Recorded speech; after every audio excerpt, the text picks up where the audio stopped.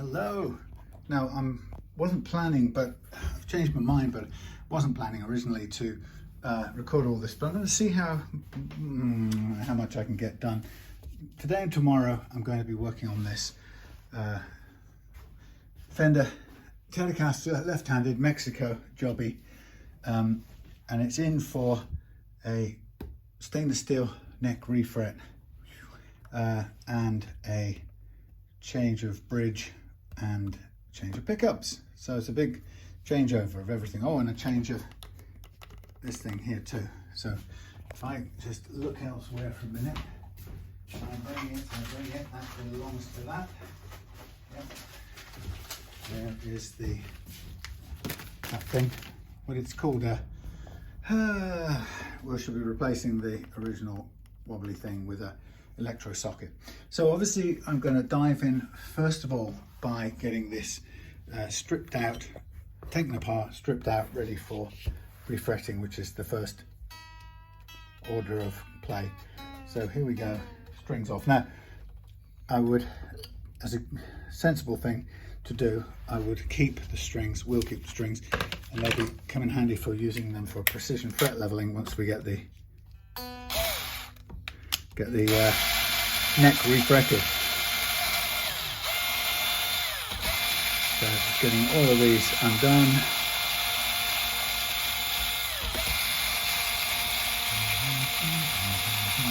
You're going to have to remove the nut because it's now too low. It'll be too low for the new frets. And we've got a Tusq nut to fit here anyway. So the 9.5 inch radius is what I'm working to.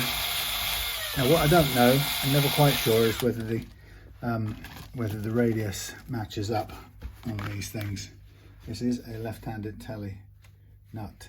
Yes, I've got the right thing.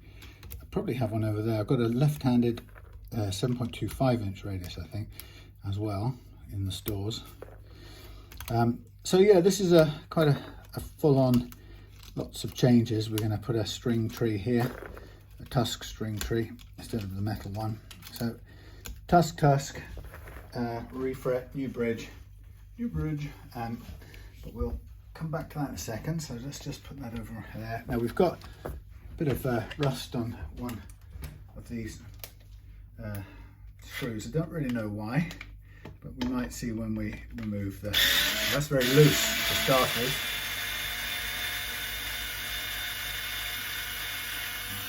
Let's put that over there far side. A few little dings and chips here, and the finish on the neck, although it's Mexican, and I think I spoke to, I mentioned to Phil about the possibilities of the finish flaking off on the Mexican blonde fretboards. I have a feeling it might not on this, because it's not, it seems to be the glossy one that's more of the problem. This is mostly a sort of mostly a satiny thing. Oh, it may not have been when it started, but it certainly is now. So there we have the neck. We have the strings. Now I will need to take them off and store them so we can reuse them as sacrificial strings a bit later on. But for the time being, I'm just going to sort of tuck them here out of the way so we can just try and avoid getting them hooked up on themselves, which is always the way. So that's that. We might put a little piece of, sorry about the view if it's not any good, I'm going to put a little piece of good tape on here just to keep them sort of safely out of the way, and we'll come back to the body afterwards. So concentrating right now on the neck, let's get that stripped down. I'm going to need a smaller bit. Oops, that looks like it got welded to the plastic pot, courtesy of some runaway super glue. It's quite often the way.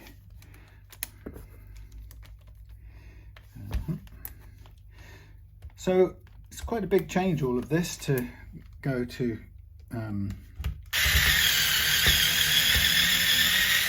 stainless steel and basically,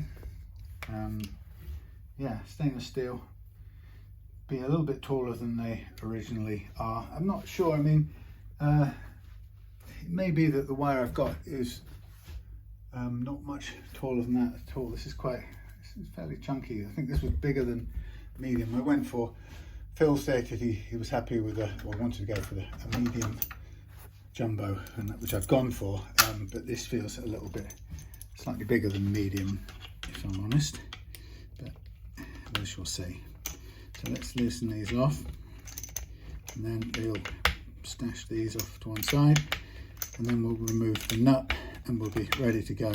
So the idea is I'm going to do my best to kind of not whiz through, but move through in such a way that we can get it done today and tomorrow, which is the time I've got allotted for it. You know, assuming all goes well, that shouldn't be a problem. Now this original nut has some lacquer, or sort of poly, over the top, so we're going to need to gently cut that free, but we will look at, once we've done the leveling, the refret and the leveling of the frets and the end beveling, we may need to touch up the edge of the fingerboard anyway, because when you end bevel the frets, you do get, the file has to make contact with the finish, otherwise you won't get a smooth bevel or flush beveling. And it sounds mad that, you know, you'd think you would be able to miss it out and get away with it, but the truth is you can't. You have to, in order for the end of the fret to be absolutely flush with the finish, you end up having to touch both of them and take a bit off the finish as well. So if it's not very thick, you tend to have to touch it up to repair it, or if there's a lot of finish on there, you know, you can scuff a bit of it and then polish that out and you've still got continuous finish, but it sort of really does depend. Okay, so now what I'm going to do is I'm going to get my what's it, this thing, hello, and I'm just going to gently cut a little line into the finish so that we can remove the nut. Sorry if you can't see so well, I'm concentrating hard on what I can actually see here. I watched an interesting Andertons video the other day, and it was a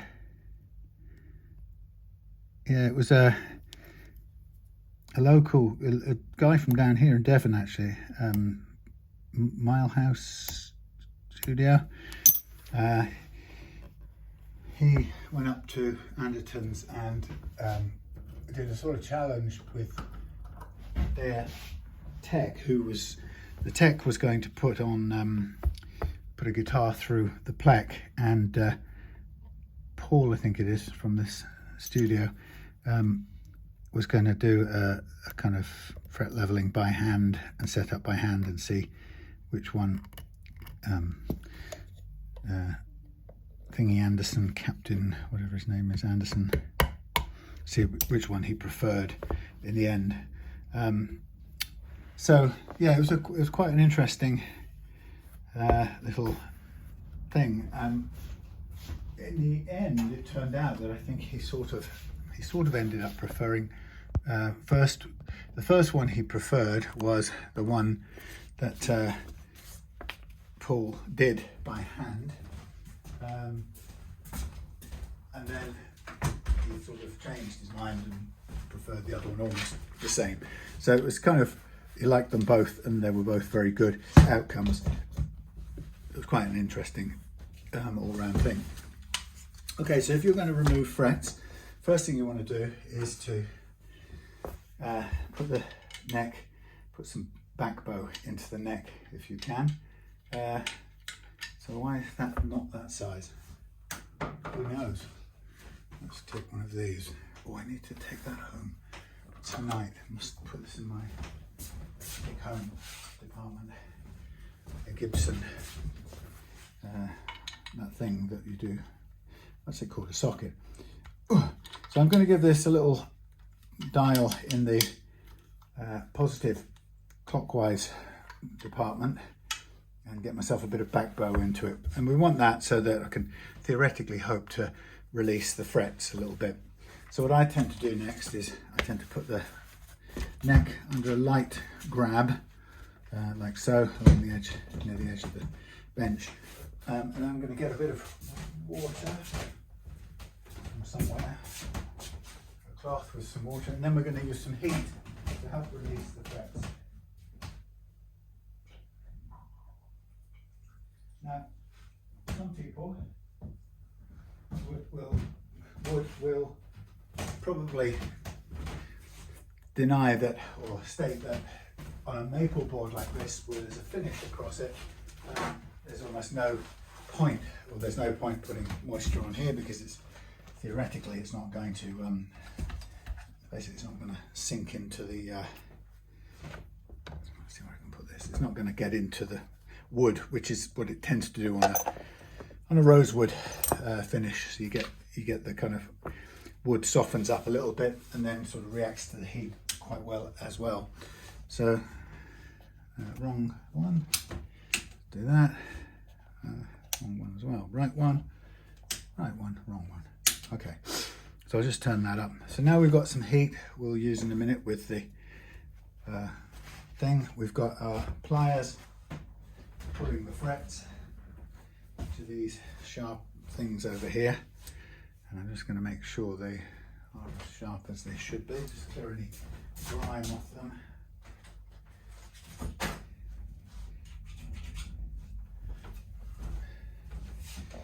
Bear with me a sec. You just tend to get a build up of glue on the end of here, so I'm just going to try and persuade some of it to go away.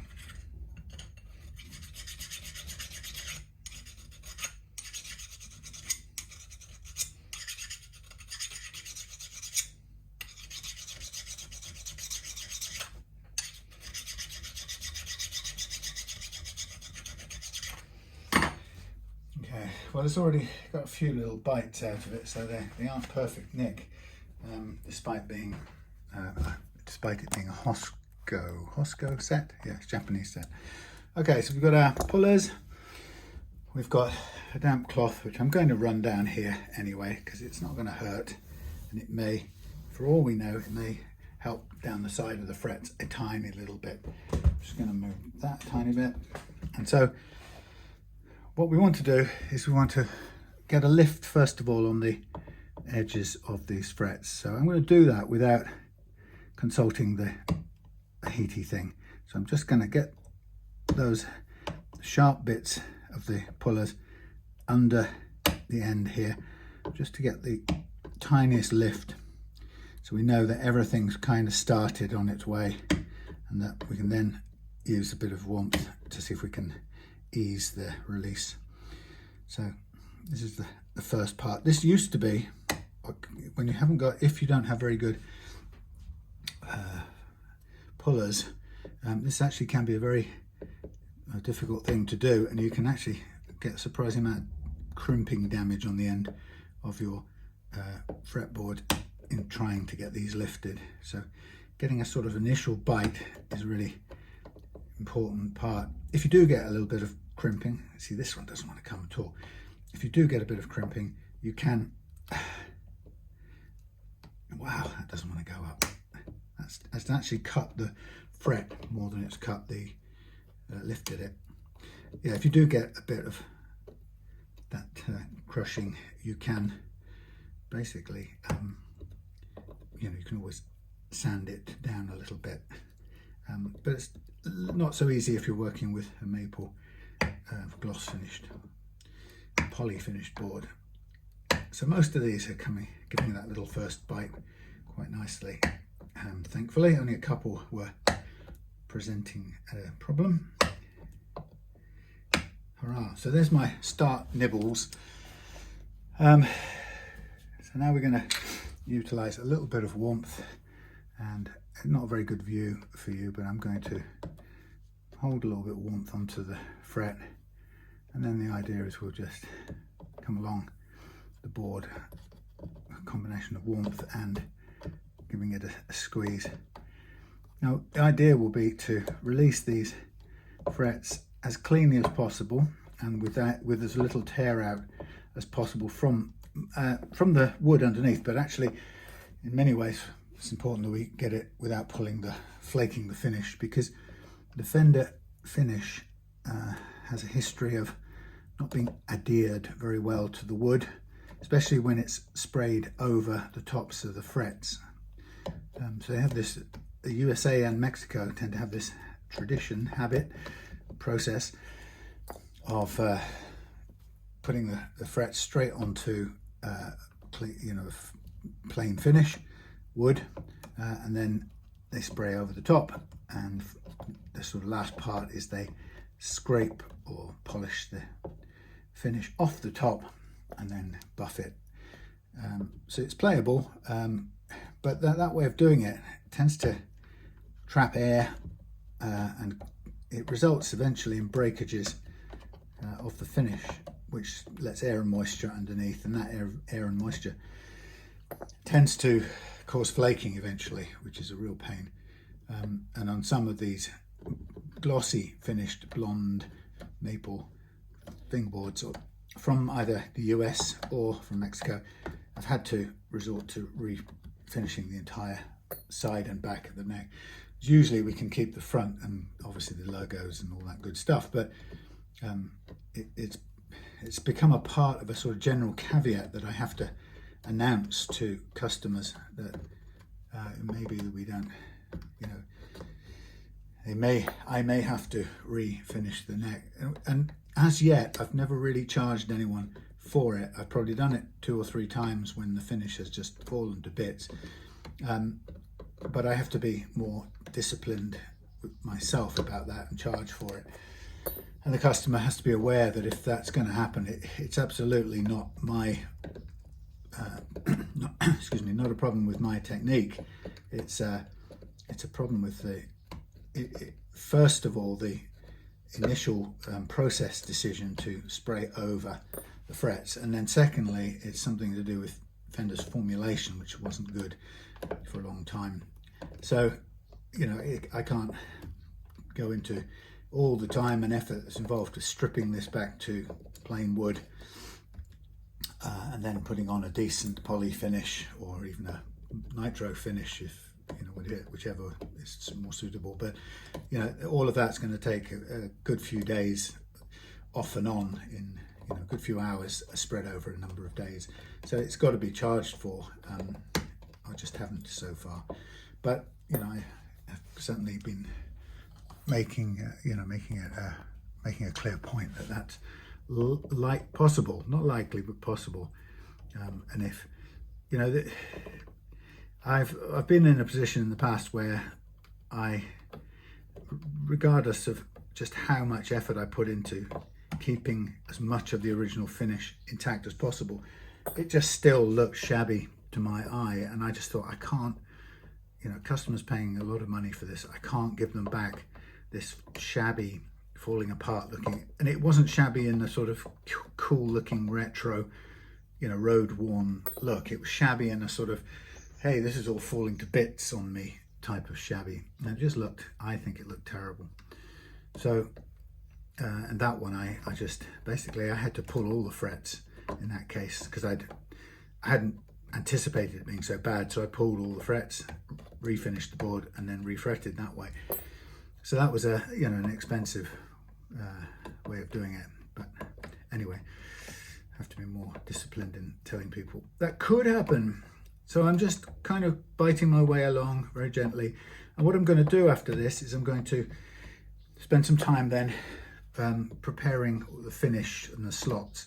So the secret of good fretting is getting everything prepared fully before you start tapping and pressing and or gluing in the frets.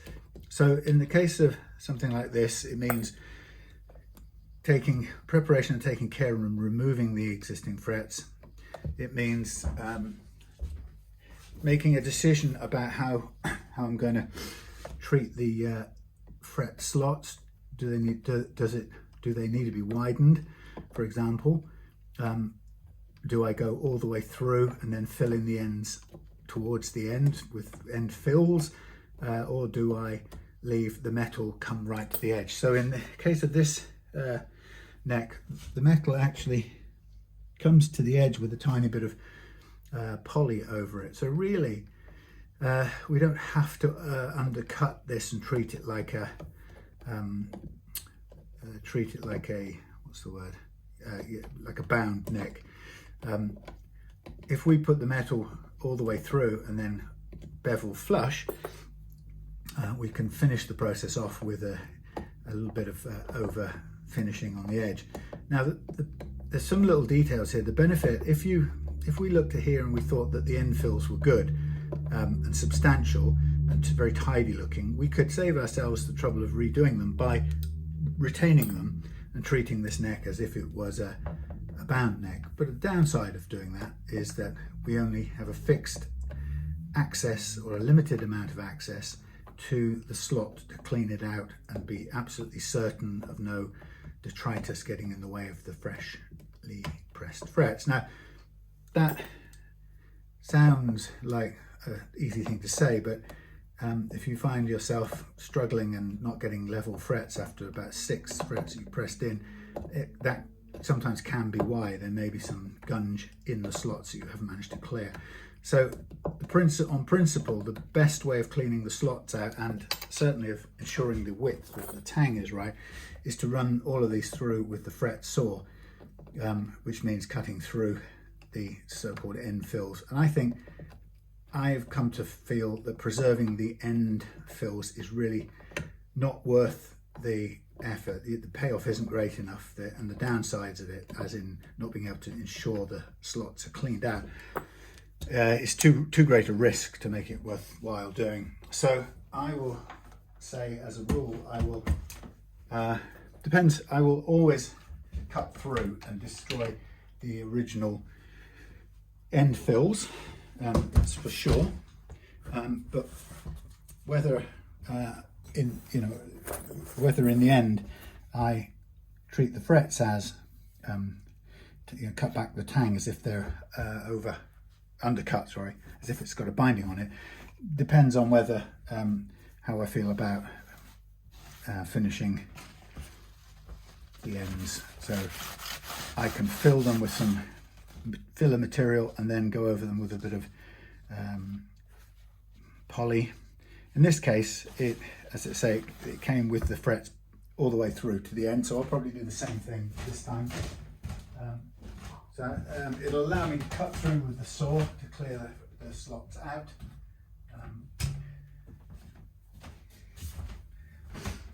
And so, there's a simple way of getting these slots nicely cleared out.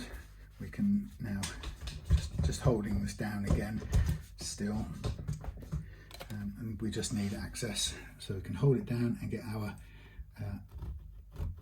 fret saw in there a little bit. Now I don't know how sharp this one is. I've got 2 of these things, but this one's got the guide on it, so it can kind of stop me going deeper than I really want to go. So it's not as easy to handle as the other one, believe it or not. So this is actually quite deep, so I could just set this shallower, a little bit shallower, and then I could do the first clearing with the other one, which is easy to handle.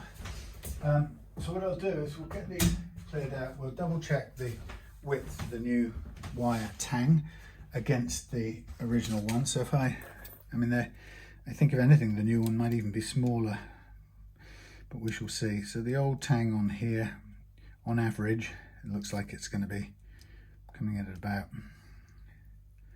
45 to 50 showing on this thing, and then the new wire over here, which is stainless, is going to come in at, so I can get access to it. Sorry about the view. New wire coming in at 50 straight away, maybe 50, it depends how hard you squeeze, but about 50. So I think they're very similar, which means I'm hoping that a bit of work with these saws will be fine. So I would take the easier to handle one and kind of just run it through in backwards from this side, and then a little bit turn it round or push forwards from the other side, so we don't tear out any at either end. So this is just a bit of a clean out and to get a sense of how deep is your slots. How deep is your slots? Now I have a cavalier approach when the slots need widening, and the issue about widening the slots, it's very important. One thing you don't want to do is you don't want to bang in a load of frets that have substantially or even slightly wider tangs, thicker tangs than the originals. And if you do that, what will happen is the extra tang material will slowly but surely kind of add up and push the neck into a slight back bow, because you're putting more material into it than was already there. So remember, this is still tight, done up with some back bow in it, so it's still going to feel wider or opener than it is a bit later. So I'm coming the other way with this, just pushing into the side to begin with, and then we'll be able to go all the way through afterwards with the other one. But I'm just making sure I don't pull out any finish or wood from this end. Yeah, so getting it right is really important. So the thing you don't want to do, of course, if your fret slots are too loose, you run the risk of your frets popping out, especially if you don't use super glue. You don't want that to happen. So if that is the case, your only real option is to treat the frets in a way that kind of adds a little burr into them. You can buy tools to do it, or you can do it yourself with little side cutters, which I do. And you sort of basically bite some little gnarls or burrs into the tang, which make it overall a little bit thicker. That's one thing you can do if it's too wide. That's all you can do if it's too wide, or you can get away with super glue if you have to.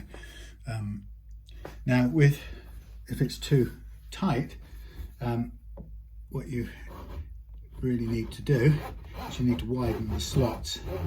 So I'm just now going through with the depth set to where I want it, and we can absolutely double check later on to make sure that the amount that I've cut this down is suitable for the fret tang depth.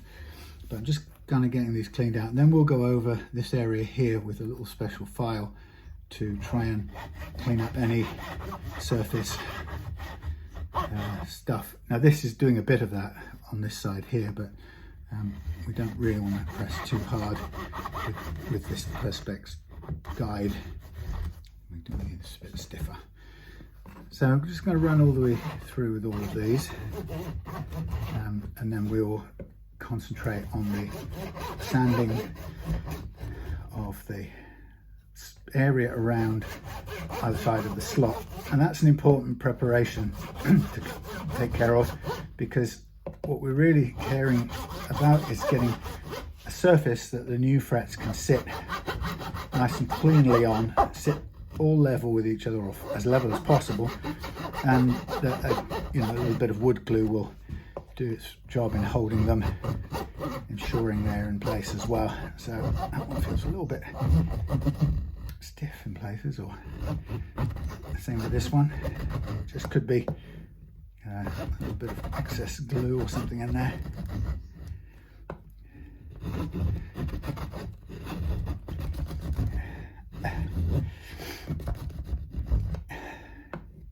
Now if it's really too tight, what I tend to use is, believe it or not, I use a coping saw blade, which is, one look seems quite wide, but actually seems to do really well in converting the typical slightly narrow tang slot to a wider one for modern medium, jumbo and jumbo fret upgrades. So now we've got that slot's all cleared all the way through. What I'm now going to use is a little file that I made ages ago with a little bit of, or a piece of jumbo fret wire bent over, bent kind of backwards with this bit of tang left on, but this bit of tang taken from the underside, and then some 400 grit sandpaper added to it. It's a very thin little piece of sandpaper, so it's actually not a lot of sanding going on there, but it seems to be just enough to help take away any chunks of grime that might be sitting there. And what you get is a very thin little bit of sanded footprint there, which hopefully the new frets sit down on quite nicely. And I can feel it's a little bit proud on all of these, and it's come down a little bit on there. Now, if it's not yet good enough, we might have to find the other ones. Where have they gone? Oh, here's another one. They're all a bit grimy. We might have to change the paper, or we may have to, yeah, that'll be it, change the paper. Just see if these are cleanable. Yeah, sort of. I don't know how much cutting power they've got. So this is a jumbo fret tang doing this, so that the sanding footprint is a bit bigger than the replacement fret crown. Something parts of the fret and whatnot to remember tang crown fret. So that's what I sort of then do, is go all the way up here and make sure these are all smooth as possible, as smooth as is possible, short of sanding the whole neck out. Of course, you can't get it completely flawless, but we go a long way towards getting the surface as good as possible. Now, in on the guitars I was telling you about, the flaky ones, by this stage, having pulled the frets out, the finish was visibly chipped, and you'd see chips coming into the, where we are, chips coming into the, encroaching into the fret, the wood. Space between the frets is what I'm talking about. And you could already see the damage. So this is, I can feel that the finish is quite nicely adhered, and there's no obvious gaps here that are going to start flaking away or protesting as we work on them. So that's quite a nice bit of progress. Again, it's not completely smooth. You can still feel it, because whatever happens, you do get a sort of, I don't know where we left off, but you do get a slightly crusty edge to the slot, and it seems slightly raised whatever we do to clean it up. Short of re-radiusing the whole fingerboard, which is, if you decide that the finish is unstable and you have to do it, one of the advantages you get from doing that is you obviously get to effectively redo the state or the condition of the surface you're going to fret to, so you get quite a nice new flat surface to work with. But that's a big, it's a big undertaking if it's not absolutely necessary, and so I guess it's a judgment call, and the experience tells me that right now this is suitable enough. Now, what you might see is you may just detect, if you look really closely, once it's refretted, you may just detect the sort of the bikini line of this fret here, just sticking out a little bit of paleness either side of the newly fitted fret. But again, that's not a big deal to worry about. So we've got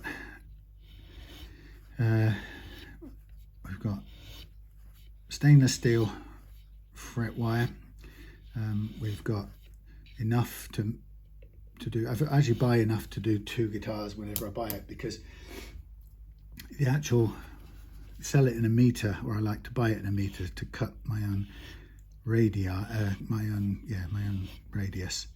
So the best buy is to buy it in meters, coiled meter length. And a guitar, if you don't make any mistakes, usually takes about 1.5 or just under 1.5, something like that. But that gives you an opportunity to, let's say you get to a certain point and you don't like how the frets are sitting and you think there's something not right with the depth of the slot and you need to kind of radically adjust or start again, you know, there's enough spare in that kind of amount to allow you to pull your first 6 or 7 frets and give it another go. And the good thing is having a kind of second amount that I always buy at the same time. It just gives me either, if everything goes well on this fretting, then I've got enough to do another guitar when that suits me. And if this goes really wrong and I have to do it a second time, I've always got on board enough to do this again. And occasionally that's come in really handy, you know. It doesn't always go perfectly. And what's unquestioned is that the customer has to have back a guitar that's perfect and that plays and is refretted beautifully. And sometimes, once in a while, like I said, it requires another go at it. Very, very rare, but it's just great to have the spare wire. And so I always buy it in that way. So I have either a stashed set of wire for a future job, or I have enough to make a complete balls up of this and redo it. So I'm just going to open the window so it gets a little warmer in here. Now I've been slaving over the bench for a little while. So we're coming up towards the end of the neck. Let's find where I got to, and I think it's sort of there.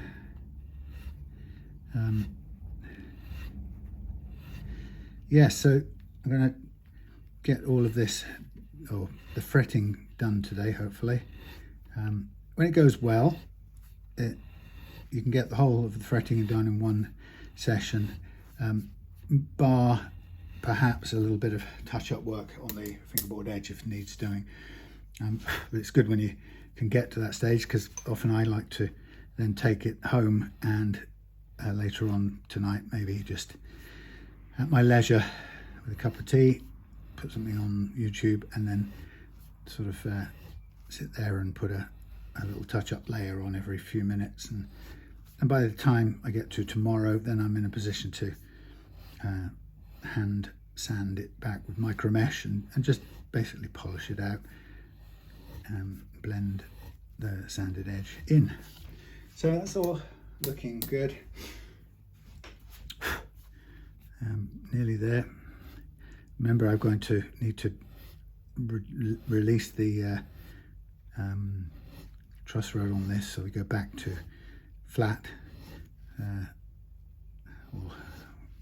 Basically want it to be flat before we fret. And the thing about having a little bit of extra wire as well is we can always make up a single fret for a test tap and see how it feels to fit. And that, of course, comes with a lot of sort of experience. And you know, even to this day, sometimes or occasionally I will get a bit of back bow, a tiny bit of back bow, and thankfully it's usually within the range of what the strings counter pull. But it's, you know, it's not always, you can't always know what the tang width was on the originals. Those digital calipers do vary quite a bit in between measurements, so you can think, because it's sort of, it builds up, cumulative. So you know, you might have only a tiny fraction of amount different when you come to refret, but of course over 22 frets, that little tiny difference on each measurement or each piece adds up to a couple of mil or maybe a millimeter overall, which is enough to push the neck into this back bow condition that we don't want it to be in once we've fretted. So there goes my little bit of sticky paper there, so that's kind of out of the game. See if I can finish off with this other one for the last few. It was quite a neat little tool, this, when I first made it, or it is a neat little tool because you can sort of bend your own target radius into it I think I probably did it with a 9.5, and it gets used for all kinds of radii since, but you know, a bit of a radius is enough to sort of flatten, press down on. You know, a 10 is good for 12, and a 9.5 is good for 12. That sort of thing, because you can spread it a little bit as you press down.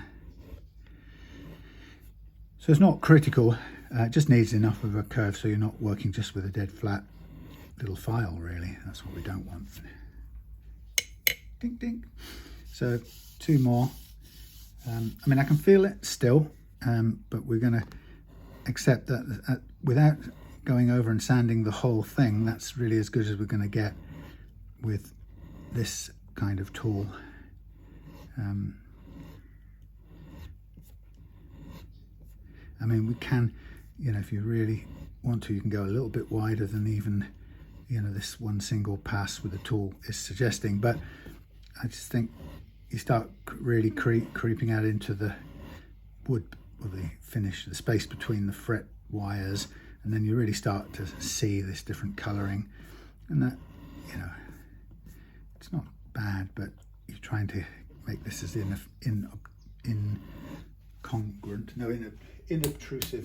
unobtrusive, that word. Okay, so what I'm going to do now, while I still remember, is I'm going to just put this back, slack this off again, so a bit of counterclockwise movement with the truss rod, and that is going back almost flat. I'm doing it by eye. I've got enough experience not to have to put it on some measuring thing. So there's my thingy, and what I would always do right up to the end is I would constantly be rechecking the slots for detritus by giving it a go with the old blade, and that's a pretty good sort of cleaning tool. What you can find though is if you're not careful, you can do everything really well, and then this little tool here, you can accidentally jump out of the slot and go sliding down the front of your fret or your fingerboard, and you won't like doing that. So it's you've got to be very careful with handling. If it feels like it's getting stuck somewhere, just back off and come from the other direction, or almost anything but force it, because it's when you force it that it's liable to jump. We'll see that again later on when it comes to end beveling the frets, because that's another point in the process which is susceptible to a big skip of the tool, and if it does skip, it can be frightfully destructive. Sorry, it's not a very good video because I'm concentrating on the slots more than anything here. I don't want any jump and skip, hop, skip or jump. So this is just a kind of, as I'm doing the scraping here with this end of the blade, you know, I'm not just scraping, but I'm getting a feel for the surface at the bottom of that slot. And so some of the slots like this end are all nice and smooth, but there's a lot of much stiffer, grindier bits down here, which will probably smooth out if we kept working them. Okay, so now we don't, where are we? What we have is we have the slots cleared up, flattened off here a little bit, as much as we can. And what we really want to do is to have a feel of a test fit. So we've got to get the frets up into operation here. So let's zoom out. I said zoom out, old fella. Let's zoom out. I don't really know very well what you can see here because I haven't got my mirror just yet. Okay, so not a brilliant view, but let's hope you can see enough. So I'm going to free up my wire, and then the first thing I'm going to do is I'm going to attempt to cut it into 2 equal parts. So this is very important and necessary, this tape, but it always is hard to get off. I don't know why. So I think this wire is a little bit narrower gauge than the previous one, but this is, you know, a true jumbo, medium jumbo. So I have a feeling, like I said, that the one before could have been a bit bigger than that at the top end or the somewhere in the middle of the jumbo range, lower end to the middle. Anyway, it's very difficult to know. I can't remember exactly what dimensions I got on this one now, but I got enough for the same height plus a bit of fine fret leveling leeway. So I'm going to divide this in two, and this is where you probably start to hear me grunting and grimacing, because this is stainless steel and it is hard to do. So I've got two equal sized hoops. One's going to go over there, and then this one I'm going to cut in the middle again. This is what we're going to work with. Not as bad as jumbo wire. Right, so here's my two bits of wire, and I'm just going to get rid of that. And the thing I'm going to do as well is I'm just going to put a little bit of green tape on this hoop here, and I'm going to name it. Now, the problem is I'm going to have to go back to my notes, which I stupidly didn't bring, to identify exactly what the number was on this wire. So I'm going to write the word fill on here, and it's going to be fill thin line Tele stainless steel. I'll hang it up here. I'll now come back to it and complete its labeling so it's there safely. So what I'm going to do now is I'm going to just check the radius of this neck. You can be fairly confident of what it is, but never take it for granted. That's as close to 9.5 as we can get. Yeah, 9.5. Okay, so we're going to go 9.5 inch radius all the way, and then we're going to just check what this is giving us at the moment. And at the moment that is almost dead on 9.5. In fact, I'd probably like it a little bit tighter than that. So what I'm going to do is I'm going to just take it over to my fret bending thing, put one bit here out of the way, possibly, and let's see if this first, where it's currently set, that actually bends it any tighter. I don't think it does, so I'm going to adjust it a little bit and run it through again.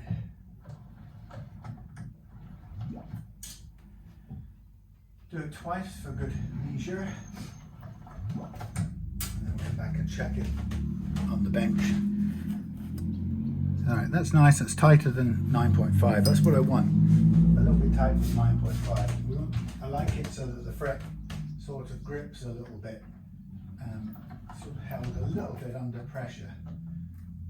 So that's what I say. It seems to work. Okay, so there's my two bits of wire bent to the same radius.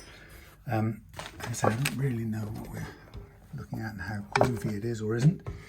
Mostly the bench. Okay, so now I'm going to cut myself. Well, we'll do it as if we mean to carry on. So put the wire up there. What I tend to do is this. I tend to put the wire on there, hold it there, and make a cut. Now with this, I'm going to go a little bit off the edge because we've got to bring it back in without a twisted tang. Twisted tang, baby. So there's my first piece, and what I'm looking to see is just you know, how tight that seems to be, and I'm going to give it a little tap just for the sake of just a feel, and that to me feels like it's a little bit tighter. So I've got just a feeling that we could be ending up with yeah, we could possibly end up with too tight, and that's the one thing we don't want to do. So what I'm going to do here, much to everyone's amazement, I'm sure, is I'm just going to use this very carefully, this coping saw, to just widen this out a tiny fraction. And I've measured it. I can't remember exactly what it is, but it's pretty useful little increase. You see, it's hardly any, but that gives me a little increase, and I can put this now on here, and I can feel it seats there quite nicely without any pressure, and I can just give it little taps now, and that seats down nicely. It's not going anywhere. We'd even get some, obviously some glue on there. Now I could be very fussy and just remove this without doing anything, but I'll keep that one because I don't think it's bent it out of shape or anything. So we'll call that the first one. What I'm going to do before I get on with the fretwork again is we'll just do all of this widening. So that was a worthwhile thing to just check. We've got our neck flat. It could benefit from this little bit of opening up by this coping saw blade, and it is a very careful way to use it. It's a very particular way. You have to pull and then kind of release and pull again over the top of the hilt and pull again a little bit down the other side. Just very careful handling really.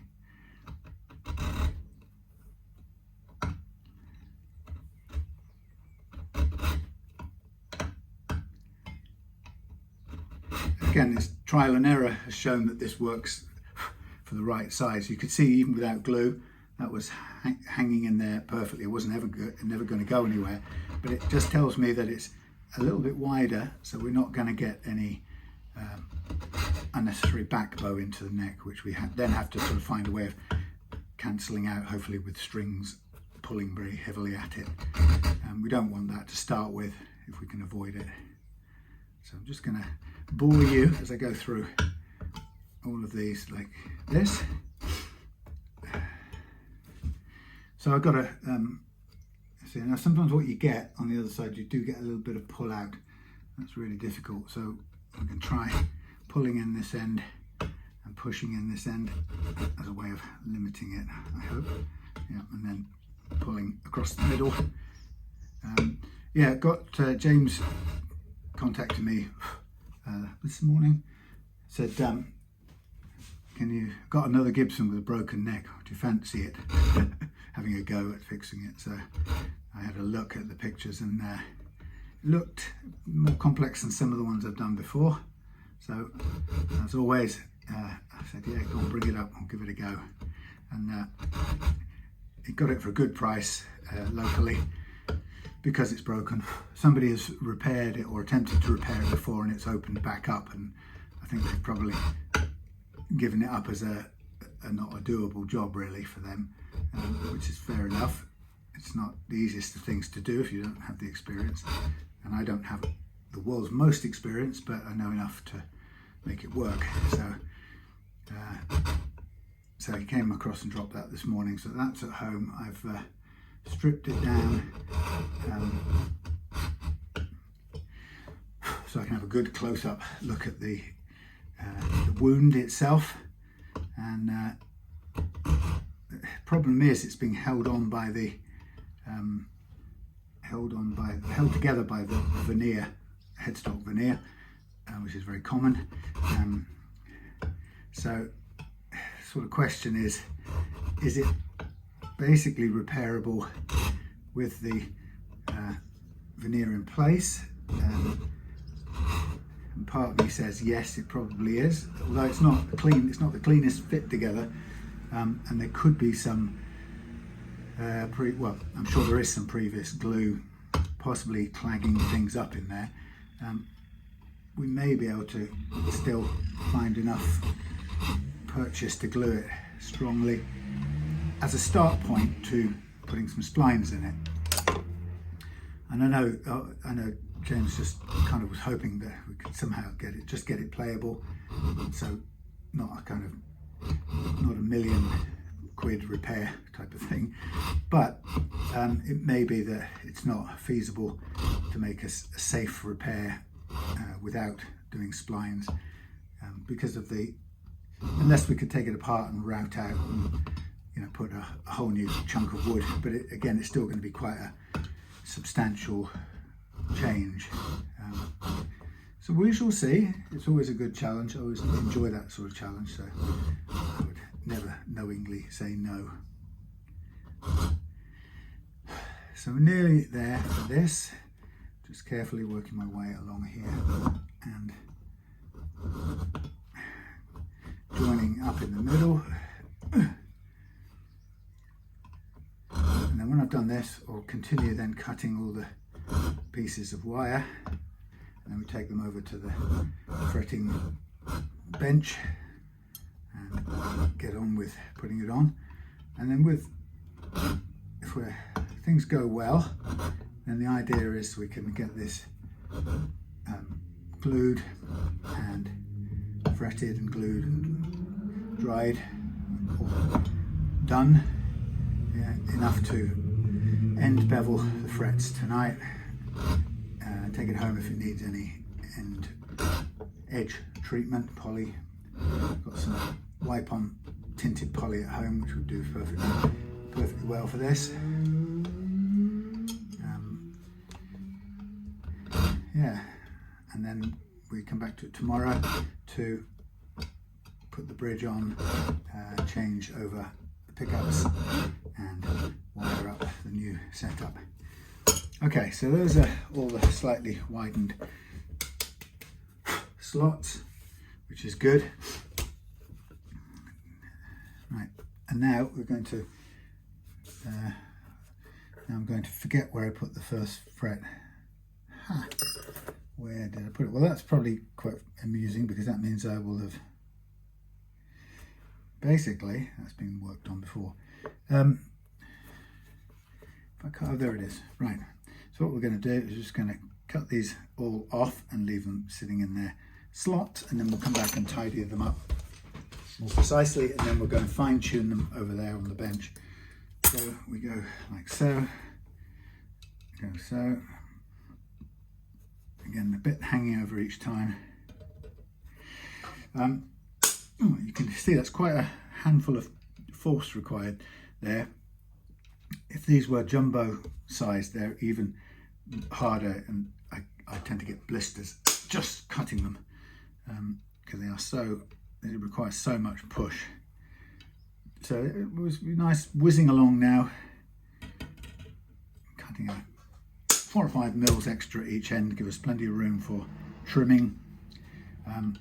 Since I'm not going to be undercutting, the excess here is just to allow me to trim back without a twist. When you cut it this way, you get you can get a twist in the tang, and if you cut and put it straight in too close to the side of the fretboard, it can retain that twist, which you don't want. You want it to be able to sort of be vertical, T-shaped tang. Phew. Okay, so this is just real time, no edits, so you see what's involved.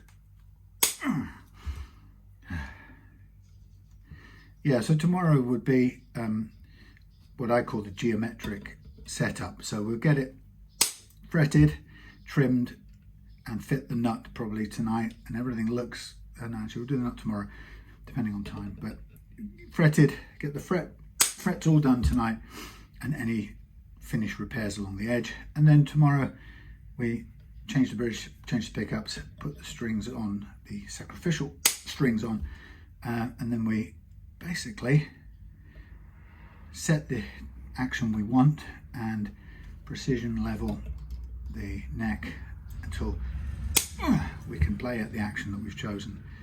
And that's what I call the geometric setup part of it. We've got a spare fret there, which is a bit short, so we can have it spare for the far end. And we carry on with these.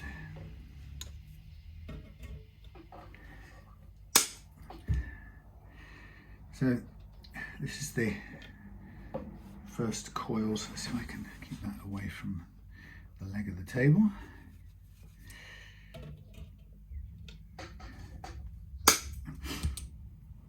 Yeah, so I was going on about the contest between the Plek technician, well not contest, but the blind test with a guitar set up by Plek and a guitar set up by local luthier from Devon actually.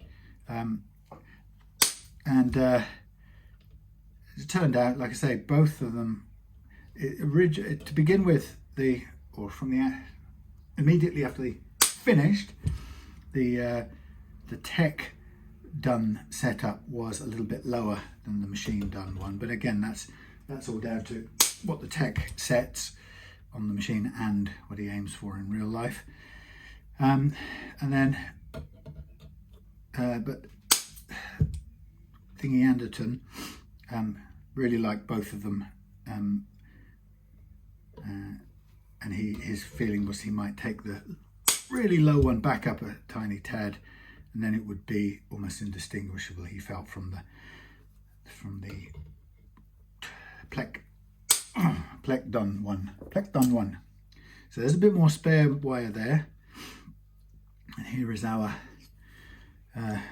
set of stuff. Now I'm going to typically with this, what I would do is we're going to trim this right up to the edge, and what we kind of end up doing is trimming like that to get as square a cut as possible, but we can't get in very closely up here with that.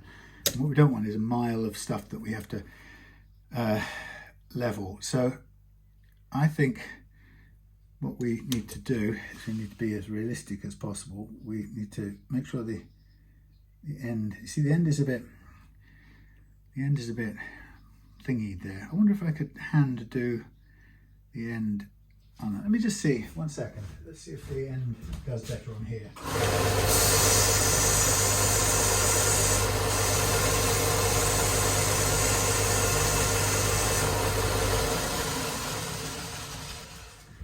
So here we get a sort of a beveled edge, which is like a lethal razor blade, but it's nice and T-shaped and flat. So we could go to there like so. It's a bit hot. We could go to there, and then we could find a marker like so, and we could, once we've got them all in place, we could then go along and cut back the rest and do a little bit of bevel, similar thing. Now that will only then require some end beveling, which shouldn't change the angle of the tangle, the angle of the tang. So I guess what I'm going to do is, well, I should really put you on pause, but I ain't going to. I'm going to just do each one of these in turn. So stick with me. I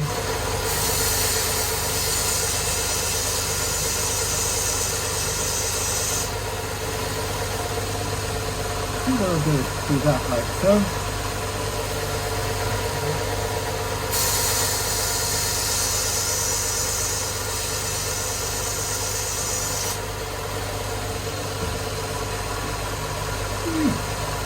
Melty.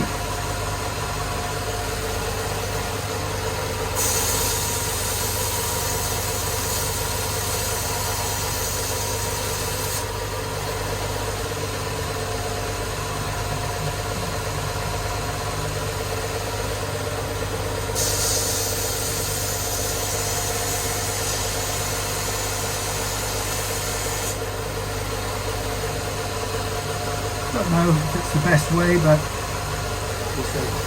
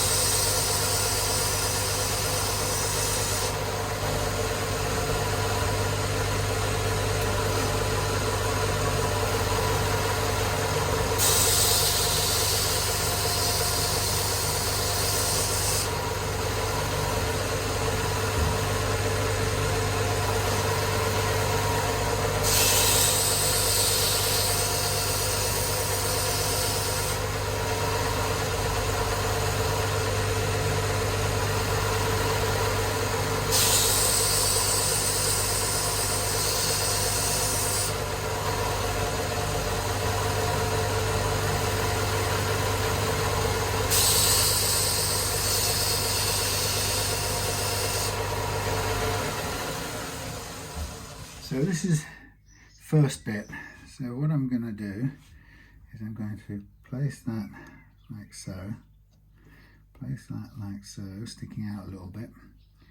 Place that. Now I'm not worried that the bevel angle isn't the same, because we're going to come in and chop that, but I want the least amount sticking out before we start the end beveling. So a little bit extra is fine. It is obviously stainless, so it's a little bit harder to end bevel anyway, but we need a little bit of excess. Oops, melting the rug thing. Bit of excess, but that'll be pretty easy to trim back with the file. And then we'll mark these up, and then we'll take them, we'll cut them, and then bevel the other end. So we have the kind of the same thing at both ends, a little bit, tiny bit sticking out. Note to self, don't put them down on this purple thing when they're hot. Yeah, so I didn't really learn a ton actually at all about the plek versus technician thing, and the reason for that is that you can only really have a sensible, make a critique. I can only make a sensible critique of the plek if I'm absolutely certain I understand inside out what it's doing and how it's doing it. I have some idea, but I don't know enough about its workings to be certain of its limits, what it does claim to and doesn't claim to do. And the guy from down this neck of the woods,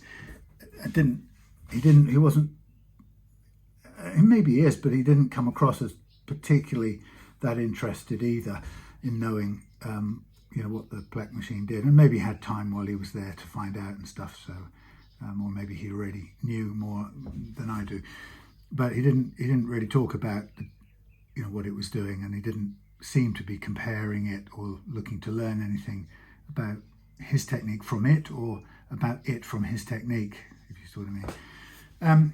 So it wasn't, I don't find it was a very useful test. Now I'm just going to basically snip these and put them back down, because I'm going to pick them up and put that little bevel on again, red hot bevel.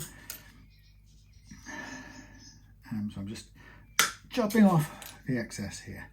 That's what we don't want. And then we'll go across to the department of fret pressing. And in this case, I'm going to use the fret press because it's there, it's set up, ready to go, and because it's a consistent radius. Now if it was a changing radius, I would make up some slightly variable blocks to approximate the radius, a few stages of the radius from end to end, and then I would use those to hand tap in the frets rather than the press, because you are constrained to a fixed radius with that. I mean, technically you could switch the calls as you went along, or the inserts as you went along, across a few stages of the compound radius that you were dealing with. But I tend to, when it's compound radius, I tend to focus on letting the fretboard that's already there with its compound radius factory installed, I let the fretboard tell the frets what to do. So tapping them on with a block is, you tap them until the fretboard holds them firmly, and you don't tap them anymore because they're there at the correct radius. So that's the way I like to look at it. So I'm going to now bore you again, and somebody will say, why don't you edit it out? And you never know, I might do, at the point of putting these segments together into one video. But as it happens, I'm just going to now take each one of these and do the ends again.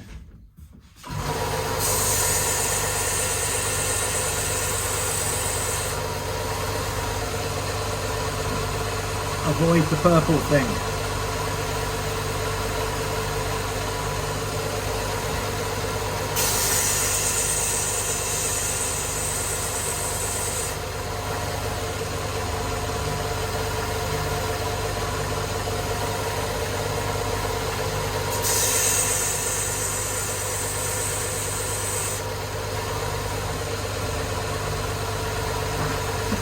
What?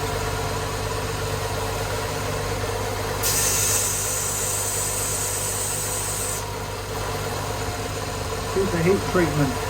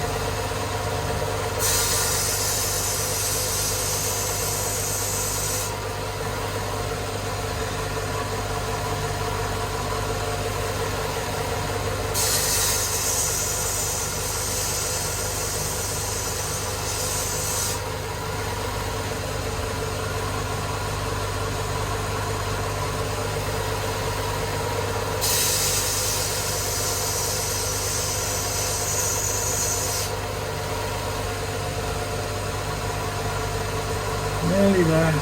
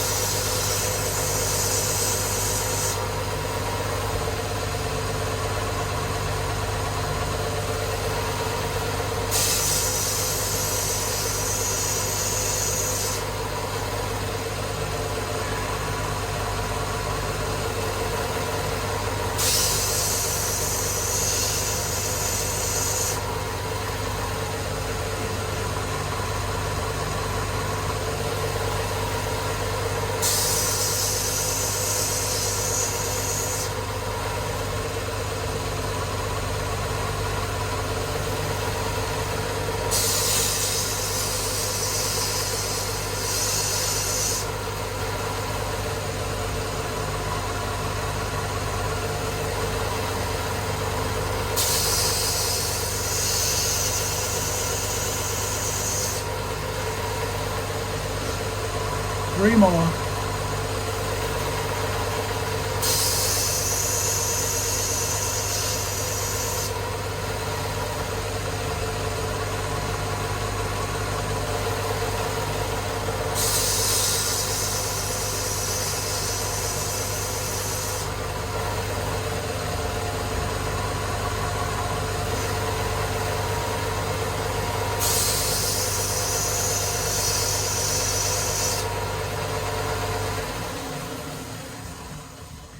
So there we have all of one's mostly tailored frets, and they're cooling off as we speak. So what I'll do is I'm going to lightly press them in there, and then we're going to take them across to the other place and line them up on the floor worktop. So they're quite all close to the right length, some a little bit longer than others. We could individually tail them back, but I think that will be enough to leave the end beveling file do its work. Give it something to do. So these are all fitting nicely. A bit more there. The burnt coloured metal will be trimmed off in a minute, so it's not going to look overheated or heat treated. Yes, anyway, so yeah, the verdict of the thing, good piece of video for Andertons and for the guys involved. And I suppose you could say a good affirmation that a good guitar tech stroke luthier can achieve great results as well, comparable to and then possibly even slightly better than the Plek. And of course, you know, when you think about the Plek, a shop like Anderton has obviously invested in having one, and it's an absolute ton of money involved. So kind of good for them. Let me just find, where's this plugged in? Plug in, on. Da-da-da. I'm going to now stop this overhead camera, and we're back running over here. I still haven't got everything sorted out yet, but I will. We need the 9.5, which is here. We will unscrew the other one, which is in here. Fit the 9.5. Some people might think, why don't you fit the 725? Give it an extra bit of kind of push. Could do, but I'm not going to. So what have we got? We've got this here, that here. We don't need this, we don't need that. We've got this. I think that's all we probably need for the time being. Oh, we need a blade. A blade. There's a blade. That'll do. We've got all our little bits of paper to keep things clean. We need a thing to. Oh, and you need a damp cloth, which we had one already.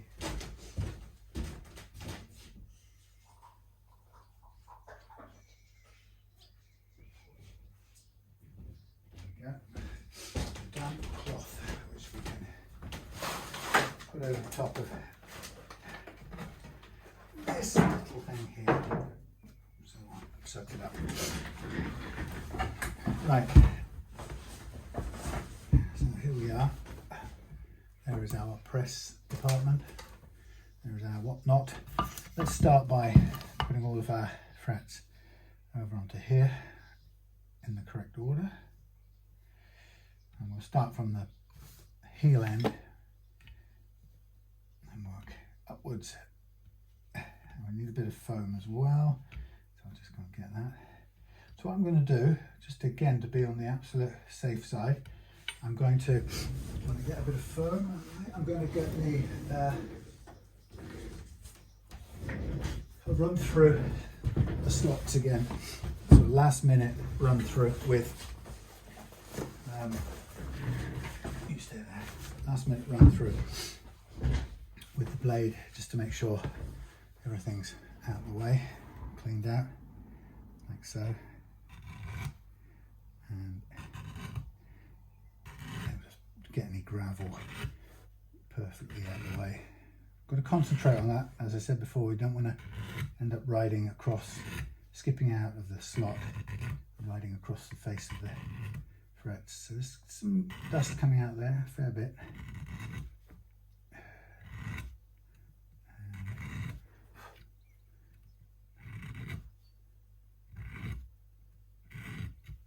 Quite a lot of sawdust down that one and that one. So again, it doesn't hurt to get it clean right before you go with your fretting, because you want the things to sit in nice and smoothly and firmly. So.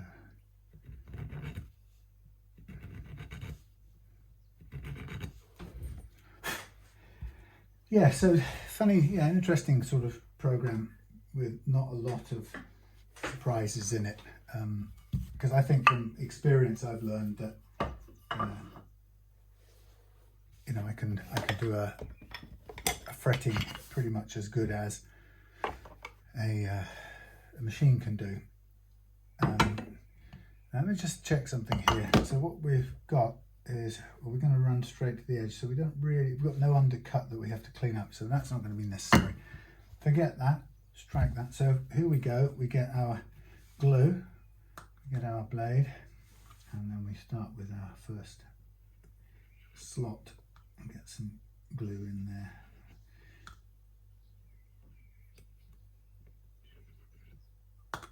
We take our far one over here and we line it up sort of equidistantly, I would say, like so. And then we can do one of two things. This isn't really the one I would use, but we could just give it a tap down to get it in place. And then I bring it up to here, line up my neck core is currently upside down, so I use it upside down to begin with, just pressing hard against the heel like that, and give it a good pull. Now if I was using super glue, what I'd probably end up doing is having this clamped onto here and then back up to here like so, and then leave that holding until the super glue sets. But it's not super glue, so it's not really that essential. So what I tend to do is put that back on there, get that out of the way, because we've given it as much pull as it's going to get. It's not super glue, so it's not going to be sitting there setting. As you can see, we can just give it a clean up, and then we can do a little bit of water cleanup under there and over there, which is always a nice touch to keep it clean along the way. Back over there, thank you. And clean off there. Now that, how can we tell how good that is? Well, it's a visual check first of all. So I look into the light, assess it against the surface. It's all the way down in there, and we've only got a little bit of overhang. Now that overhang, we might still be able to clip it back using these. I'm going to have a look and see if it does. Yeah, that's a straight cut. So that's what we really care about, is getting a straight cut so that the tang isn't going in any funny direction. So we can get it trimmed back using this one. Thankfully we're capable of doing it because it's medium sized jumbo. Okay, so we get the next one, and so my sort of watchword at this point is I might put two in together now, one after another, like so, and then I clamp those in, press those in, and then examine those three together and see how it's looking. And if I'm confident with those, I'll carry on with another two, and then just stop and observe all five. Now what I'm going to do is I'm going to overhang a little bit more on one side now. I know I'm going to cut back a little bit, and I've just tapped down. This is the wrong thing, but it's doing the job. So a little bit sticking out, but more over this. Well, obviously the memory got messed up, so I finished the fretting, trimmed everything back, and we're now ready to do the edge beveling. So you join us at that point. So I'm kind of set up for that. And to be honest, after that, well, we've got a bit more to do. But let's see where we get to. So edge beveling is, let's zoom out for that because it's so thrilling. Edge beveling is a tricky thing. So we've got our frets laid, and to begin with we want to take off any major burrs, so we're kind of running it down loosely, just getting everything approximately even.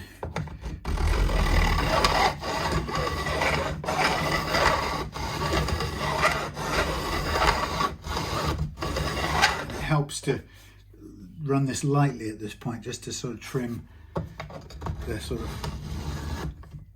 burrs back, and then as it starts to, when it evens up a bit, we can run it more closely.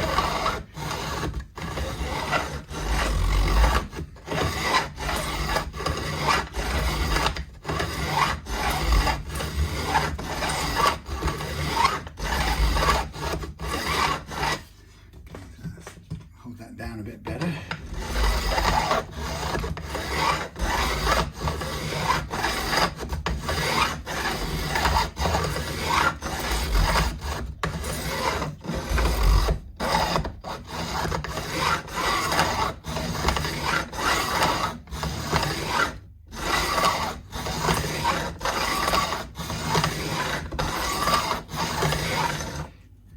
So I'm sort of doing two things there. I'm lightly dragging this to cut off any sticky out bits so it doesn't catch, because if you've got one or two sticking out, as you go down it catches and you'll knock them out of the slots really.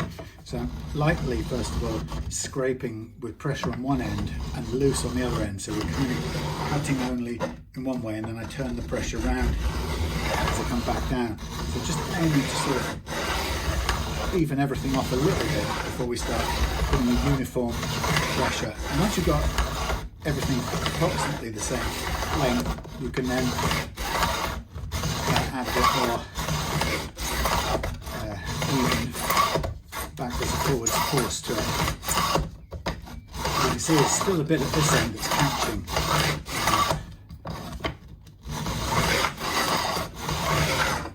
Now I'm going to get a brush and just brush out the dust building up here. See where we're sitting. Make sure that's nice and smooth. So once we're evens,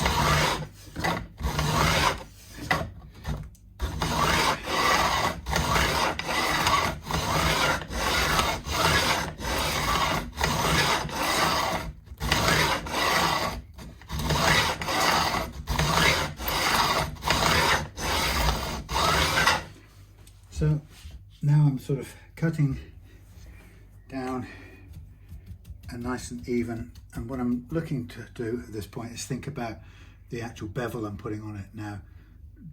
I'm going to try and keep the bevel relatively straight, limit its angle, because it gives us a bit of extra playing length on the fret if we don't do it too flat or too oblique.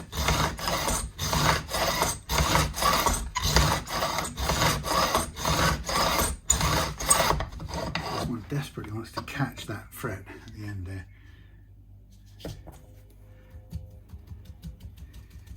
So it's a mixture of vertically downwards to try and trim everything up,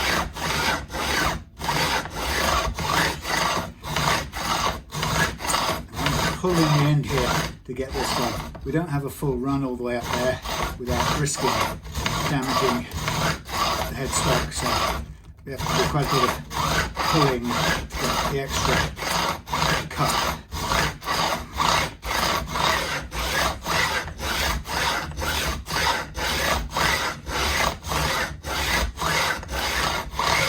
And so as we get to the vertical nearly, it takes a bit longer to cut at this heel end because there's more frets in line. So it's feeling good, we're getting there, but we're standing off a bit here. So a bit more straight backwards and forwards cutting now.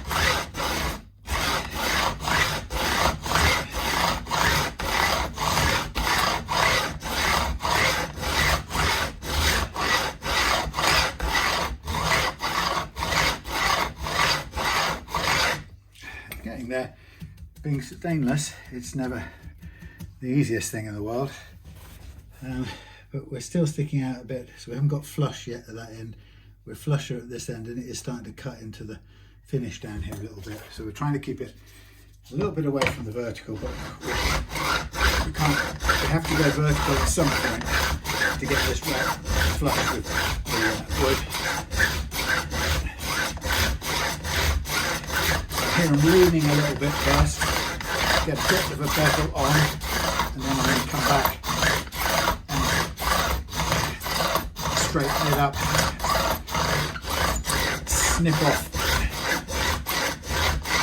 any stuff sticking out, which I can still feel down there. So it's easy, and there's no real, you could try doing it manually with files, but when you do this you always cut either side and cut the finish anyway, so you really don't get a chance to avoid cutting the finish. So now I'm going vertical for the flush cut.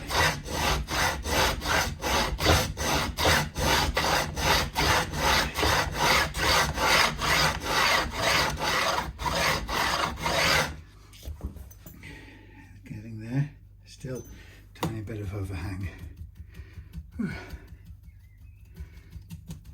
But all in all, it's getting there.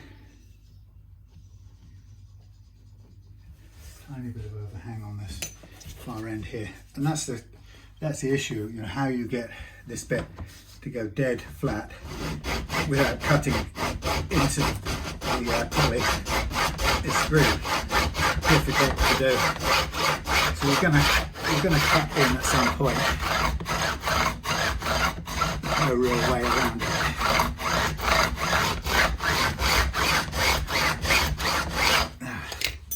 That should be, see, it's cutting the finish a little bit, but now we're flush, which is good.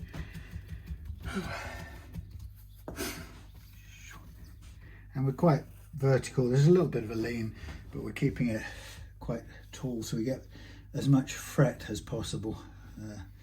There's no real benefit from having an overly sloped bevel, other than it's less, you feel it a little bit less, but the problem is you feel it a bit less, but you lose a lot of your fret metal that way. So I'm going to try and keep it at a nice midpoint, midway between the two extremes.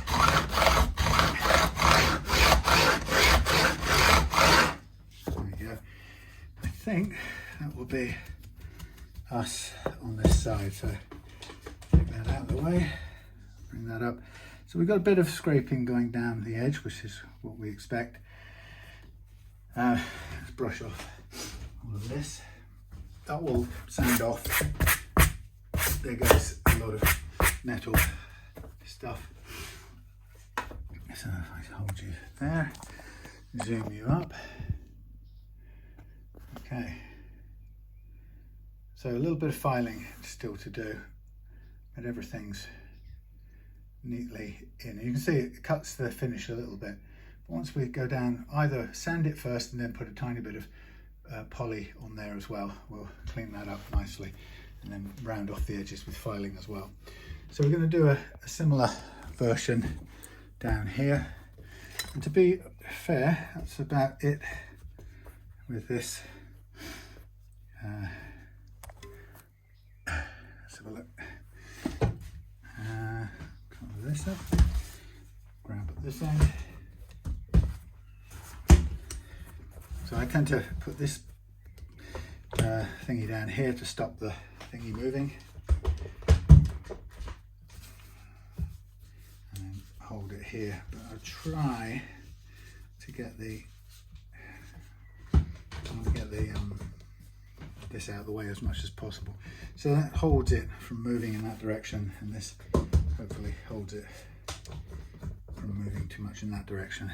So the aim is now to do the same thing here. So very light, easy-handed, loose grip.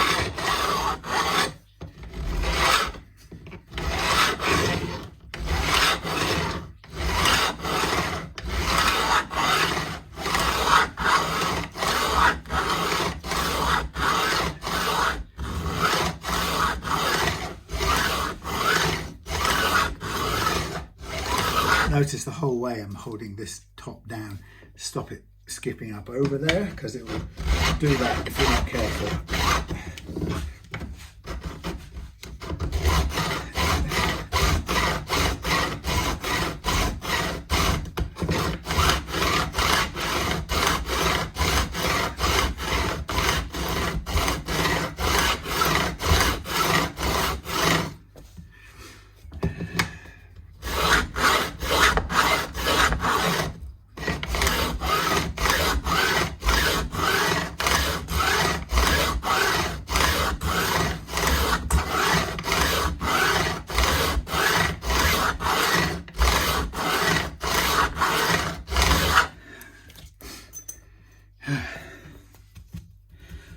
So once I've done this, I was going to do some spraying on another project, but the paint hasn't arrived, or it didn't arrive before I left for the workshop. So that wasn't going to happen. So I may change the bridge or the pickups.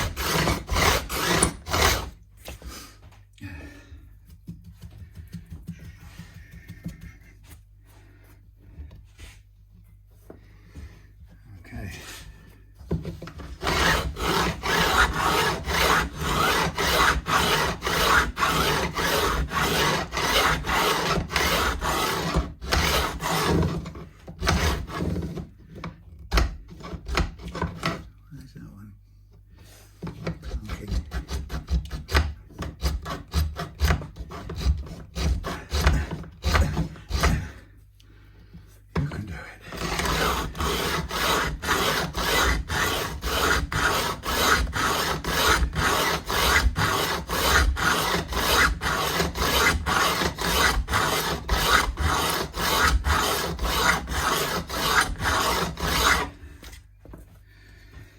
You can see it takes a fair bit of effort.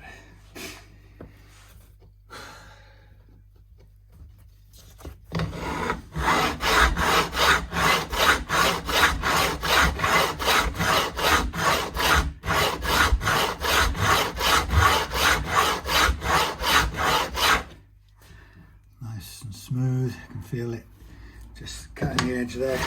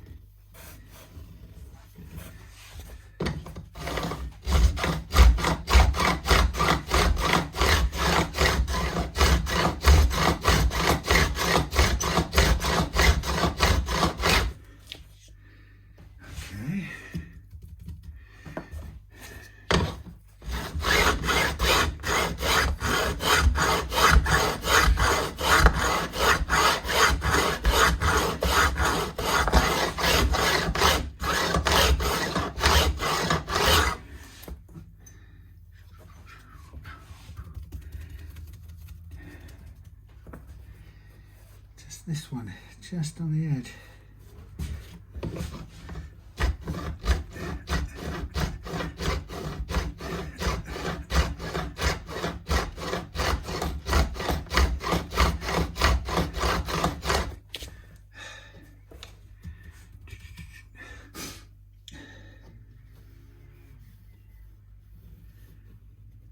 Very close indeed.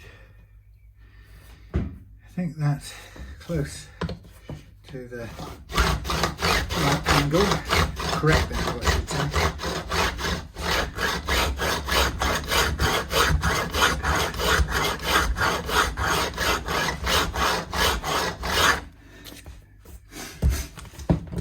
All right.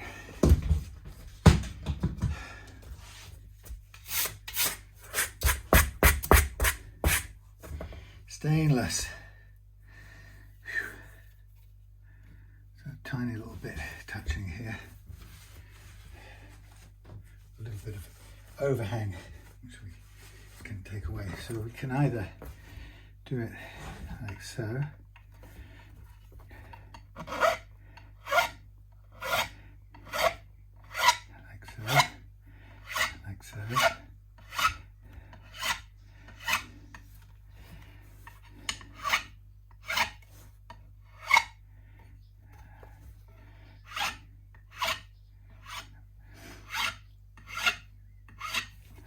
trouble is you end up, you take a little bit of finish away there, you can end up needing to just do it, redo it slightly. It's okay, that's what my little paintbrushes are for.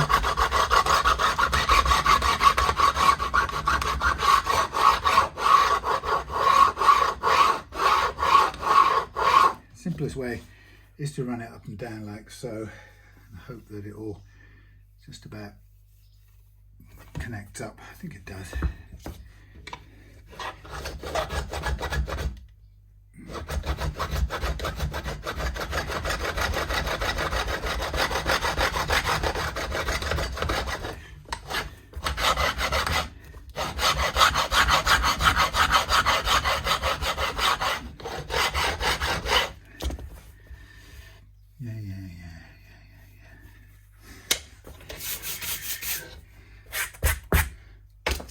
Okay, so a little bit of sanding to do. I'll take this home tonight and do the ends, touch up on the ends, but we can get a bit of 600 grit, for example. Just run it across the top here so we get rid of the marks, and we just clean up the edge really. so. And then it means that we could just put some finish on, poly finish on later. Nice, and we'll do the same here.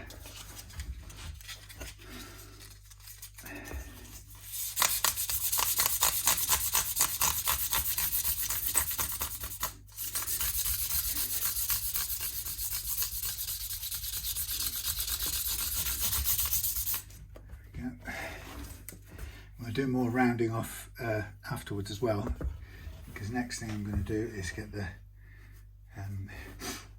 get these files on it. So, for example, this one here, this gives us a round off of the whole end of the fret, like so. And so on.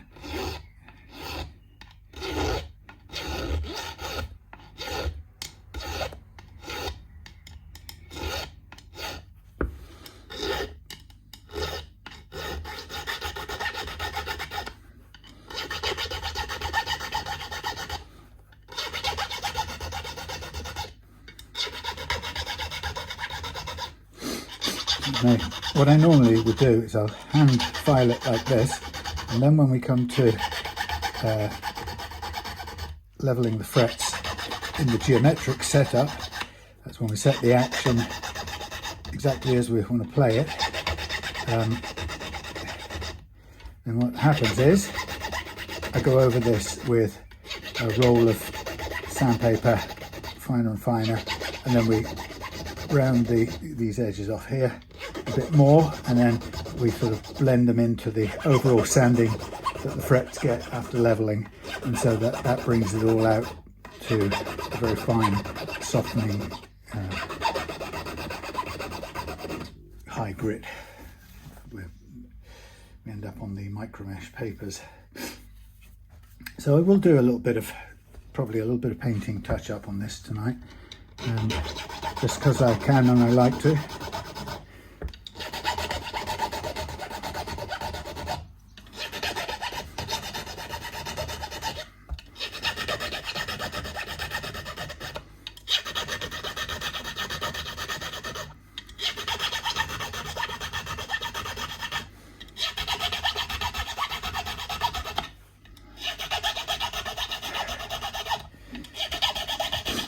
Got our little swallows flying around en masse just now when I was fretting.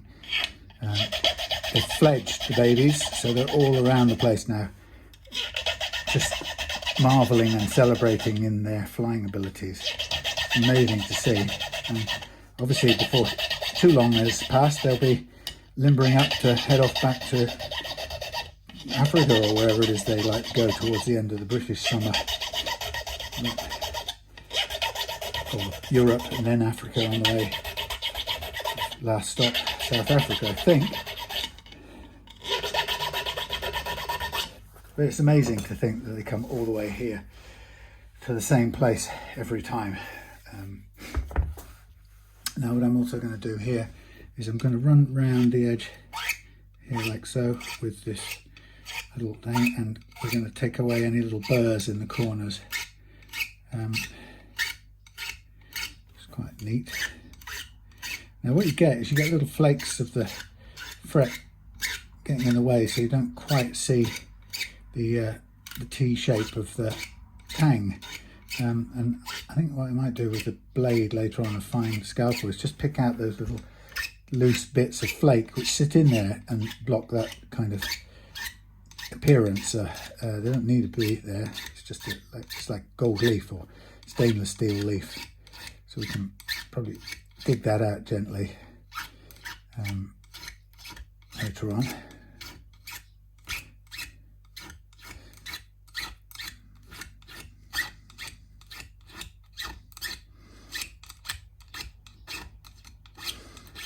Go back down the other way. So this is already feeling quite nice.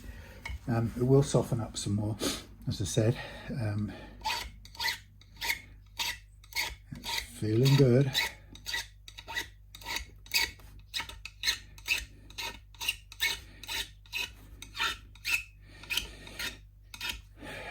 Well, world politics, eh? I know some people hate me even bringing up the subject, but how can you not when you've got things going on like are going on at the moment? We've got the American president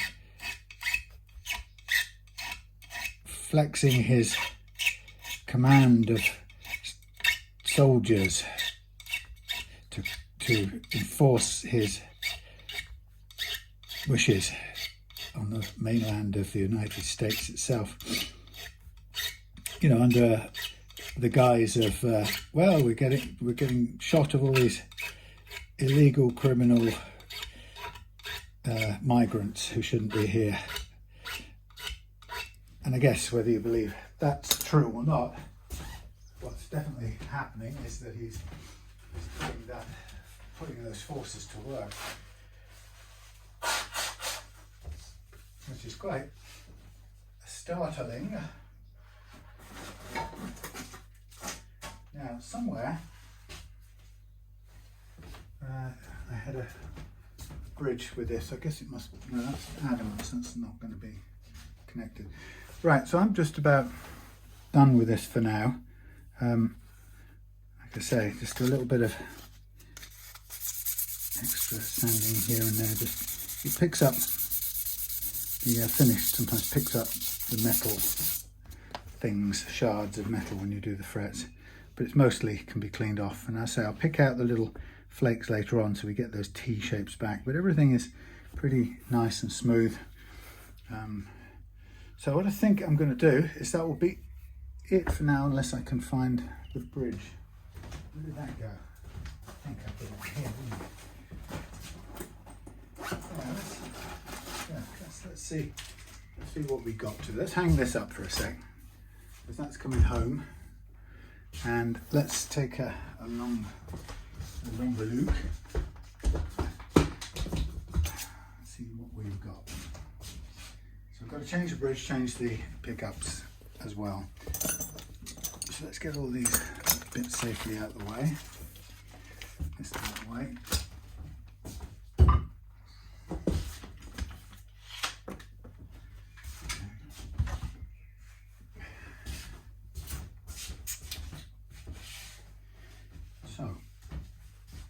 So in changing over bridges, it's quite an interesting challenge because it's never quite straightforward. Nothing ever fits immediately and directly. So this one doesn't fit that directly, but it's going to be, should be not too bad.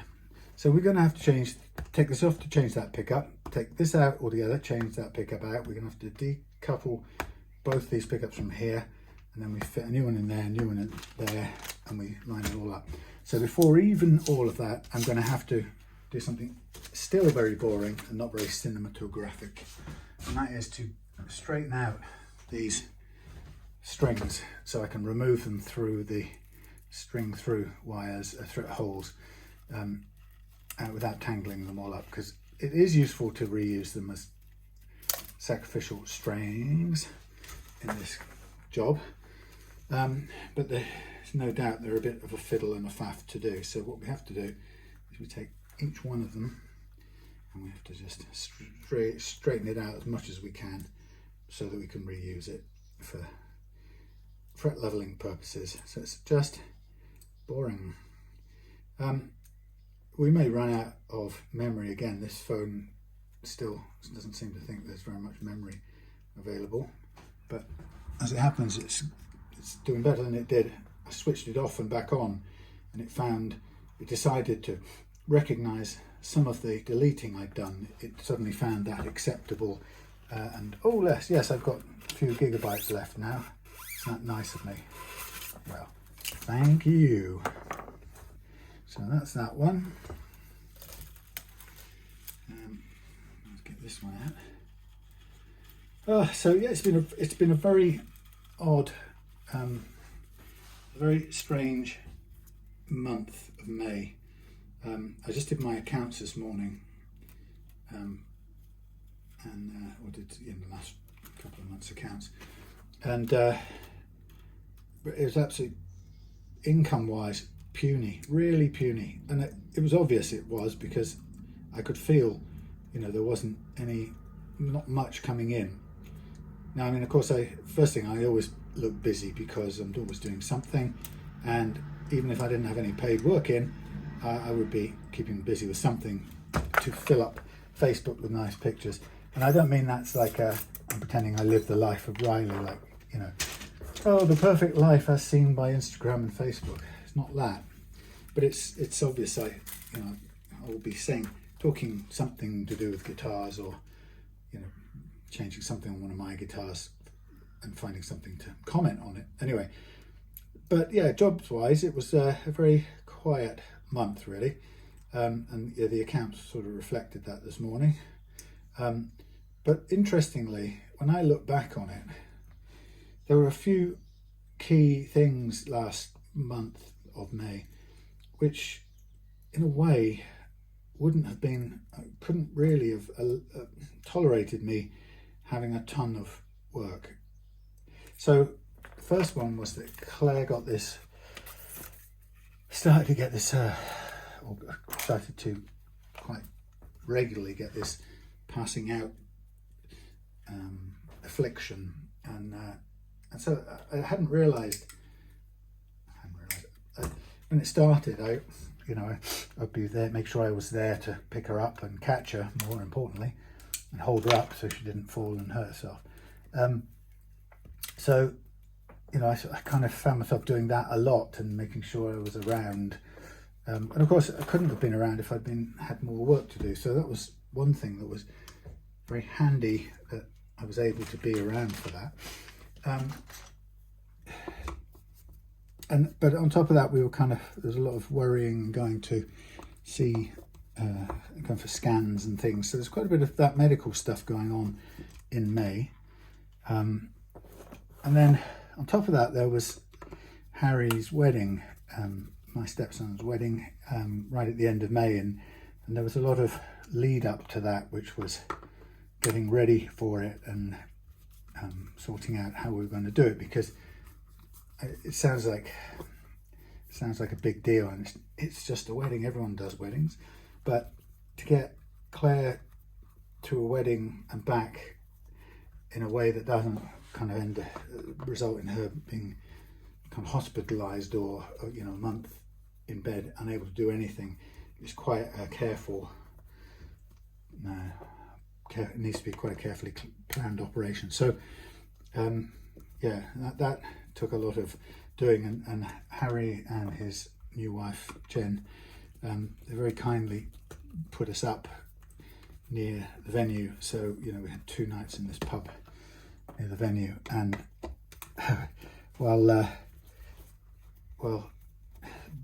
both nights we were there, I had to go all the way back and feed the animals, because we've got cats that get quite emotionally distraught if we're away for like 24 hours or anything major.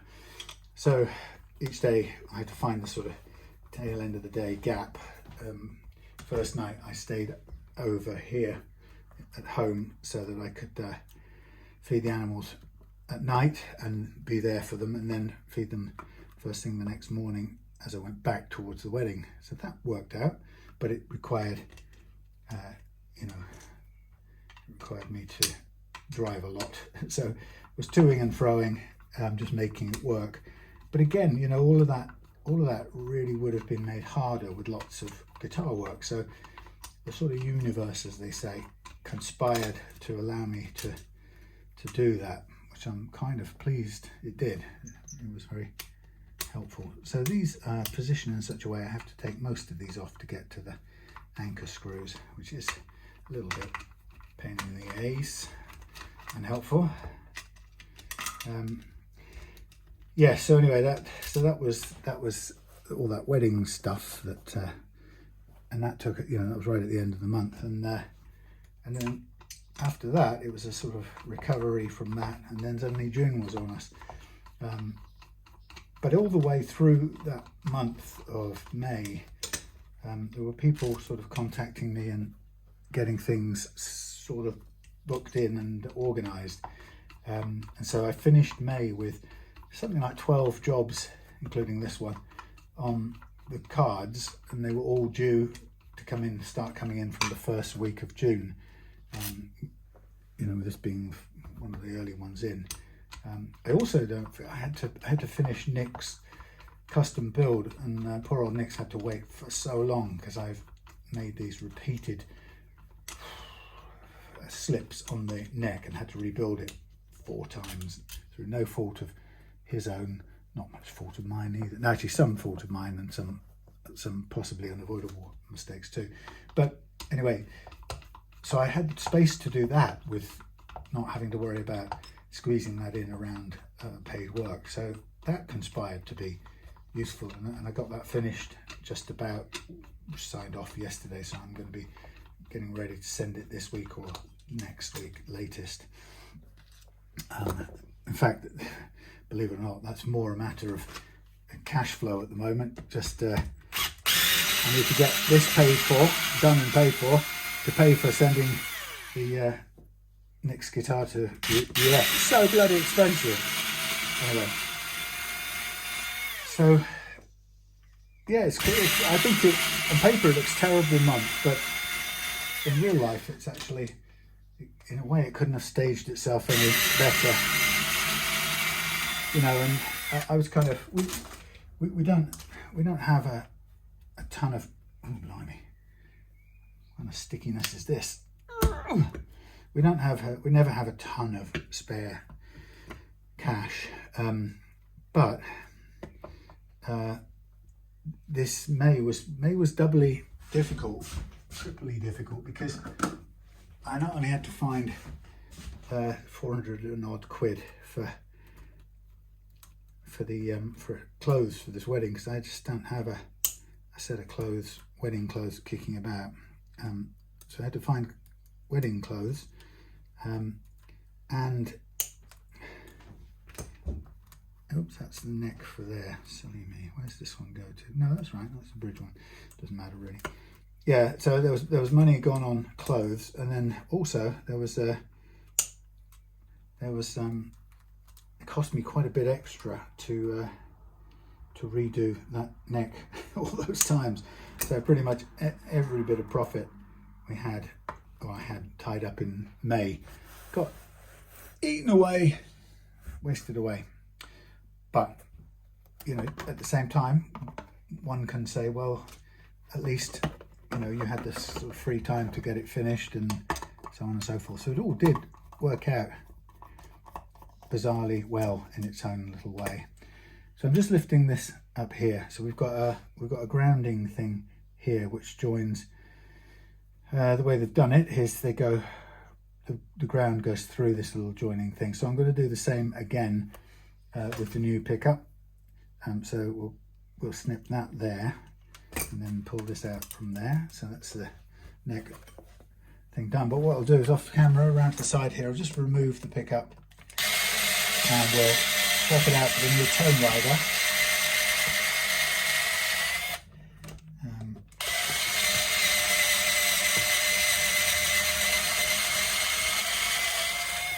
It's interesting to see on this Fender. I haven't really seen Fenders hooking up both cavities quite as thoroughly as that in the past. So the fact they've done it there seems a little bit of a positive change, which is good. Okay, let's get this one and some of its. This is 3 and this is 2. You for you, you're for you.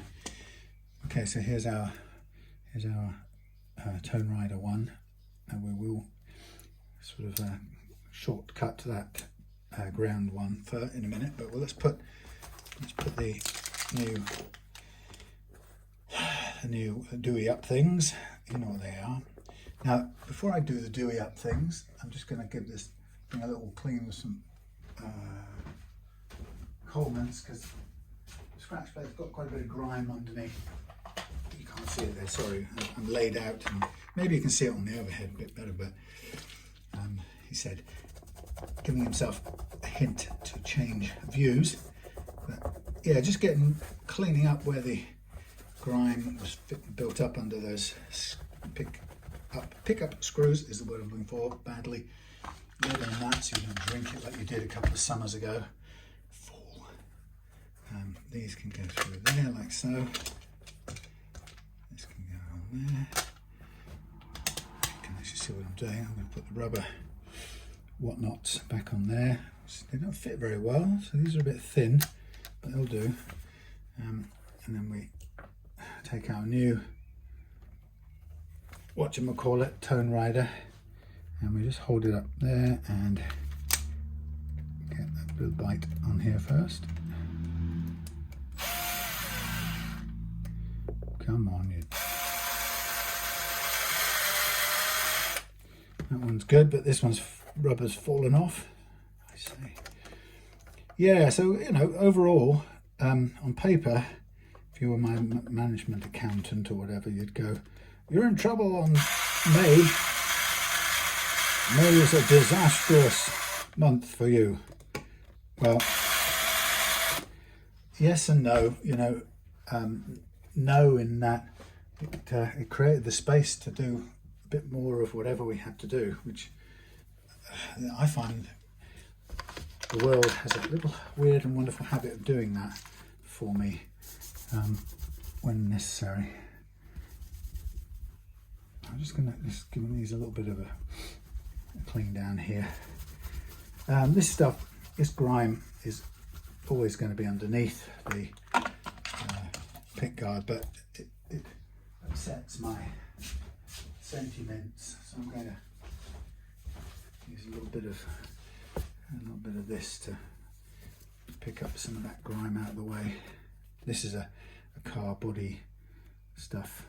It'll just help me get a shot of this baked on stuff, I think. There you go. Also, of course, it gets stuck in the blasted holes. But it'll give us a head start on cleaning this grime. Dig that out afterwards. Yeah, so actually good on May, you know, and now I'm in June with you know, with the space to get onto all of these jobs that have come in and tackle them with gusto, or gusto, it's probably the better word, and just, yeah, marvel back and think how weird it is that when you think it's not working out and you think, oh, I'm not getting enough work through and I should be doing more of this and so on and so forth, and then it sort of lets you know in a slow sort of way that it's actually just about the way it should be. You know, it's about what you can manage, and you've got other things to focus on, like Claire's illness last month, more than worrying about work. So yeah, it was a good old thing in the end. Turned out well. So just this thing going through here, this has to go through here. I just pulled it out accidentally, and it has to connect. In fact, I didn't need to cut this off, so I'm going to have to connect that up anyway. But that's going to live there. It's going to join up with a shorter one now coming from the pickup to join there when I get a chance to put some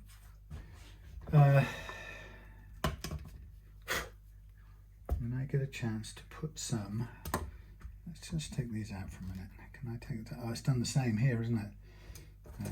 Hold on, I've cut that and it didn't need to be cut as well. If only I'd known. Right, so while I'm at it with this mucky rag, I'm going to continue cleaning up this ancient grime, so at least I'll feel better about all of these, what's under the covers. Yeah, anyway, so June's going to be busier, and it's a nice spread of different things to tackle as well. So from Gibson with a broken headstock to this guitar, which is a refret and kind of upgrade. Got a couple another Telecaster build, possibly even two actually. Yeah, one for Larry and one for Ian up in Scotland. So yeah, quite a few parts castery assembles and fine tunes, which is great because that's what I like to do. I've really enjoyed putting guitars together, and whether it's making them from scratch or from parts and making them the best they can be. Right, this is a bit of a grubby rag at the moment, but that's a lot cleaner than it was. Let's poke something in here to get this bit of body fillet gunge out. Right. Yeah, so looking forward to the rest of June, but a bit usual sort of shock and horror that we're almost on the halfway point before we even know it of the year. But that's an old obsession, I think. Letting go of it this year. Now we've got a shorter bridge, but it should do the job. And the only thing that's going to be different, we know that the well, what is going to be different? Will the holes line up? Fixing holes will line up, as will the through holes, and the basic pickup tray should work. It's shorter than the original one, but it doesn't look bad. There's a bit more empty space on the back there.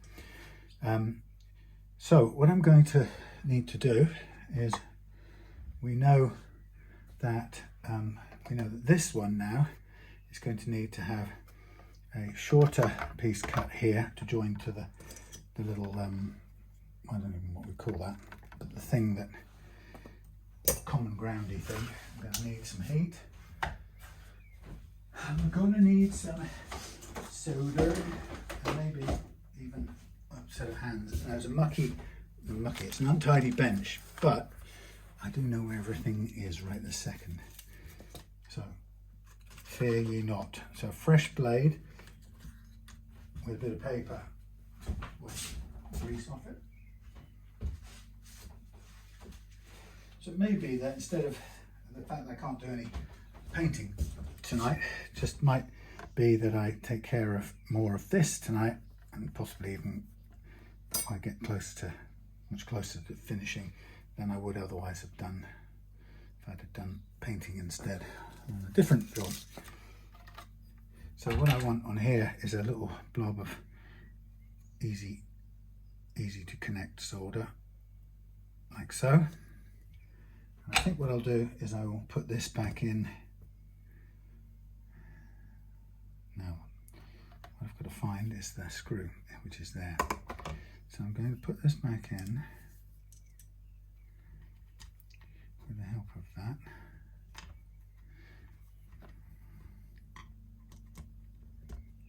Get in there, get in there. Come along.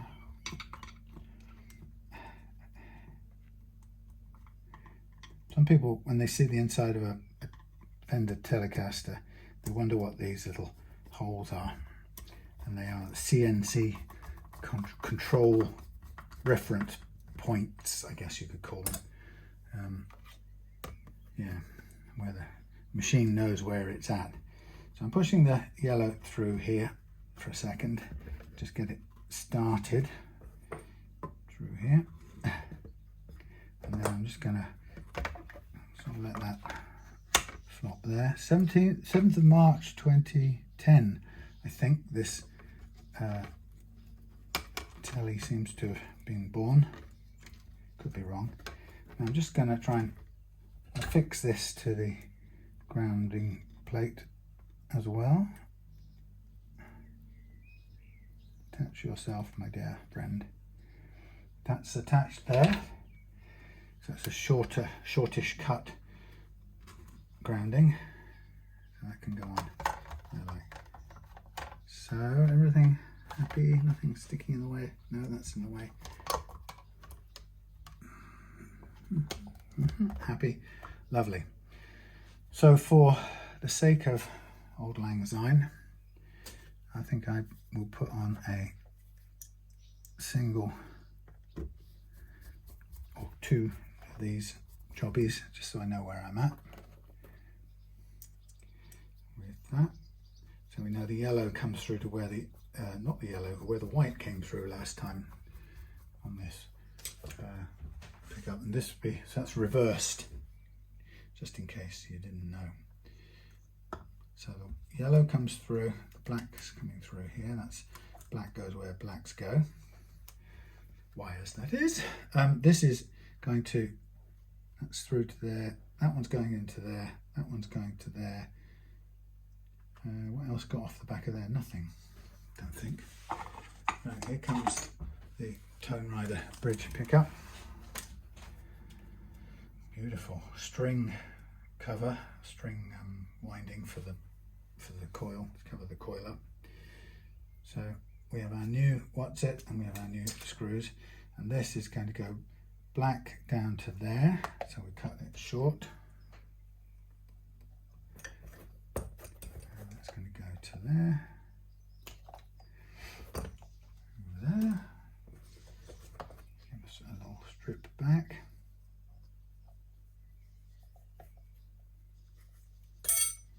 Got a blob of solder on there to affix to the grounding lug.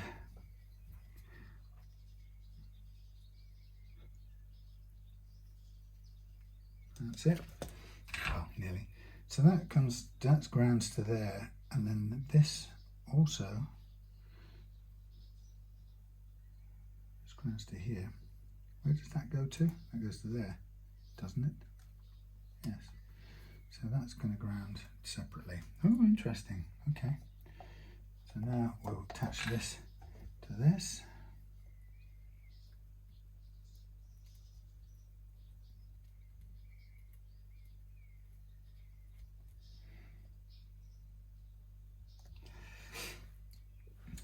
Lovely. Ah, I made that hard on myself. Let's get these new fixins in place.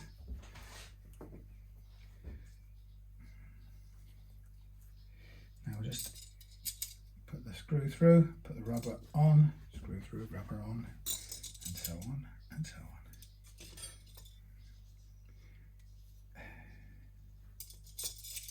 on. Like so.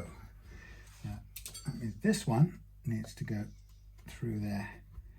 So we've got the hot for the neck, we've got the hot for the middle, and they're reversed colours to what we were dealing with previously, just out of interest. Now we're going to go from here to here to here. So let's get, please go through, yes. Let's get this first one on there a bit. Yes, good. Try that one, is that fitting? I think so. Oh yeah, oh yeah. No, that one's not in place. Nearly, good try. There we go.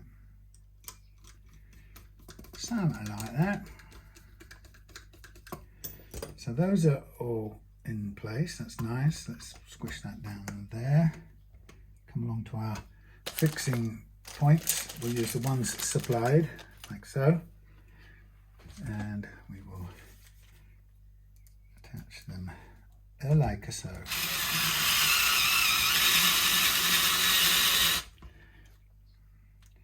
And so.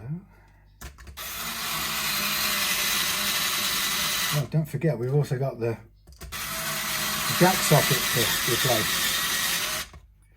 Yikes. How are you doing, memory? Oh, you're still going.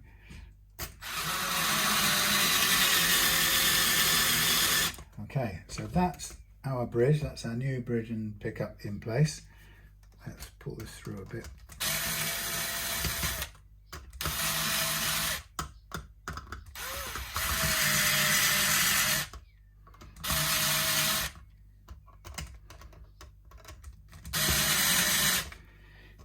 Fine, so this is going to go to the white input, since we now know this is a different beast altogether. This is the neck pickup in, and that was previously, bridge was yellow, neck was white. Now bridge is white, neck is yellow.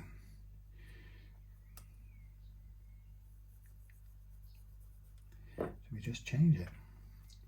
Bridge is white, neck is yellow, but it was the other way before. So let's have a, we don't really, no, we're gonna have to go, we'll put a blob in place because we don't want to, I don't want to disturb all of what's going on there. Is there anything going on there? Yeah, we could do that. Let's try it. It's in danger of melting the neighbour's wire. Typical.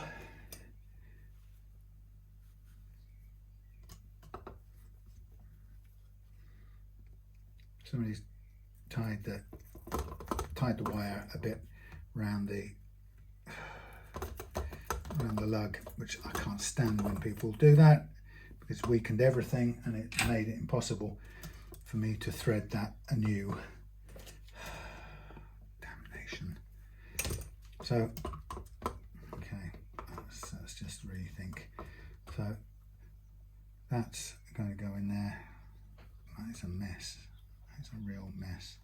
Can I even get that through?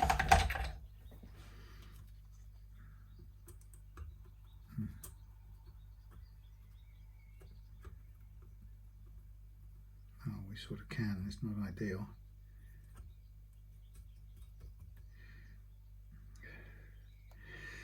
Let's put a bit of extra solder on it.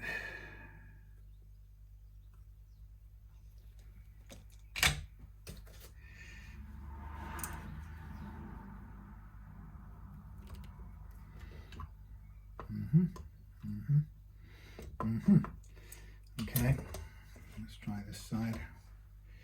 I think the same tangled up affair is going to go on here. Yep. Right, I just think rather than pull it around and yank it, I just think I'm going to take this off here and we're going to warm this up and we're going to stick that through there if we can.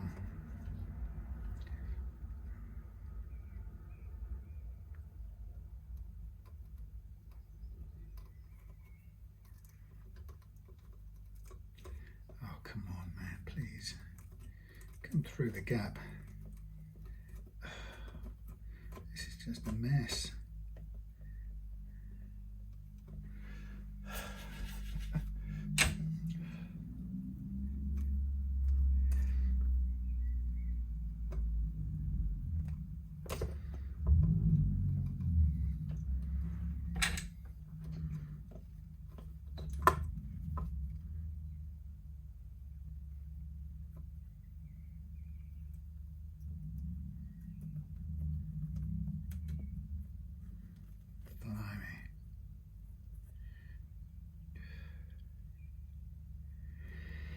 That, don't tie your knots in there when you just don't.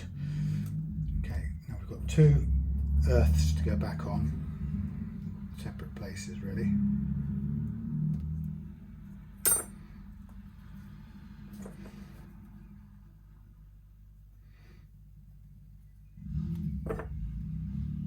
Okay, what we want to do is we just want to get a bit of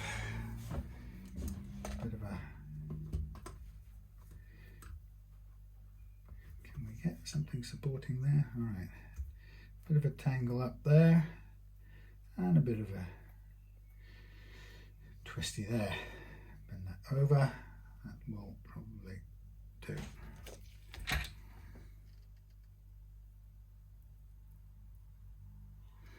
Good.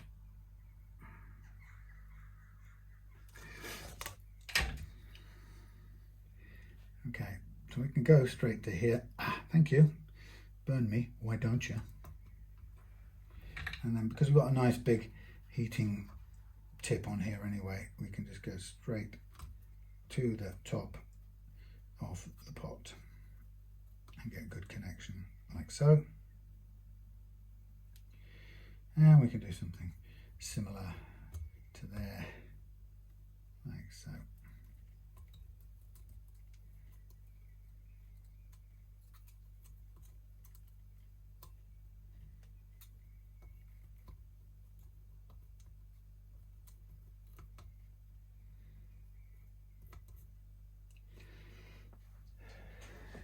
of extra solder on there because it's not getting the heat where I wanted it. Come on you go. Thank you. Okay, those are my refreshed bits and bobs there. It's a real tight, messy squeeze with all this wire.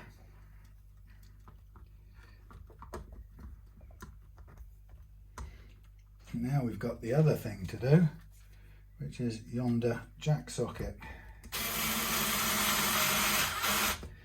So let's see how the easiest way of getting that off is going to be.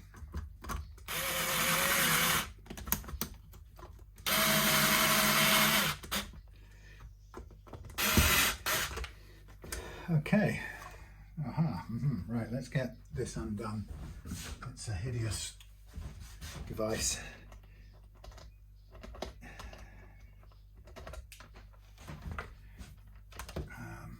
I don't think I've got the... I did create or put together a kit for this, or a tool, multi-part tool, which isn't quite the same as having the official one. But I think where it will have gone involved partly that. Where's the rest of it? A bit of this, but maybe not that. This went through there, like so. And that had to be off there. That was over there. This was probably like that. Sorry about the not very informative view, I'm sure. We put this in here like that. We did this forward to go up, and then we brought this down on it to undo it. Except, unless I'm completely mistaken, that isn't sitting over the top of there. So this must refer to another piece that's hanging safely out of harm's way, somewhere where I can't find it. But I sort of... I'll go looking for it in a minute, but meanwhile, if we turn that one that way and we turn this one this way, we can at least undo that bit, like so.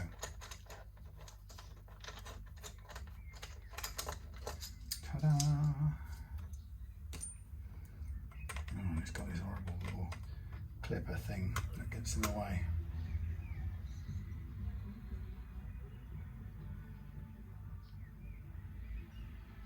The only way to get this out, really, is to bend it. I see my swallows flying around outside like crazies.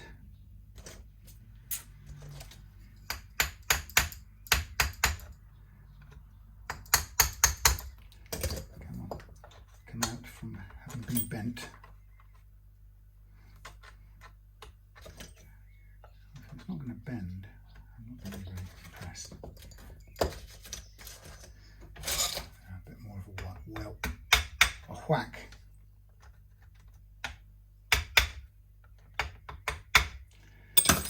Well, that ends up in the cavity anyway, so it's okay. That means I've got to take this out again.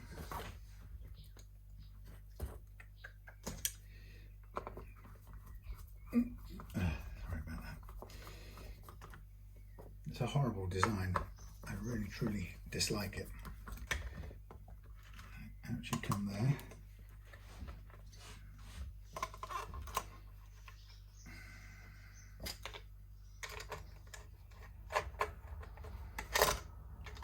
Please come out, come out, come out. I can't get it to bite onto it.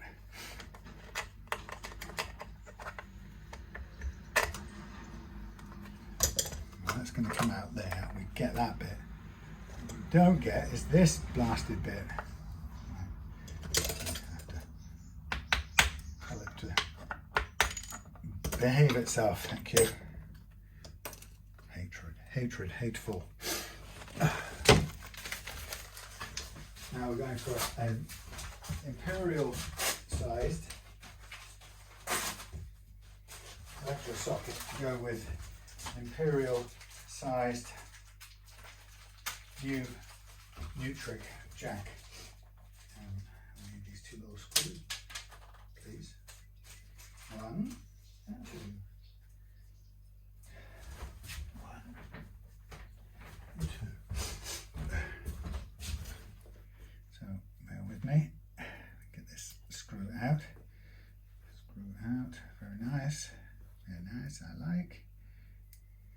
Okay, so the idea is going to be we're going to change that over, but we're going to go in here like so, and we're going to get a little screw in there as well. So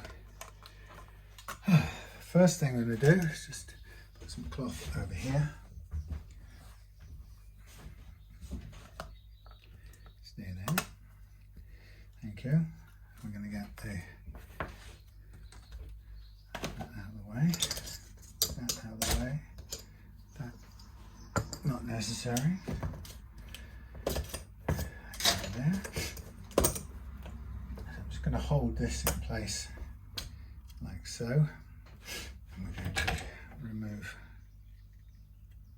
our ground and our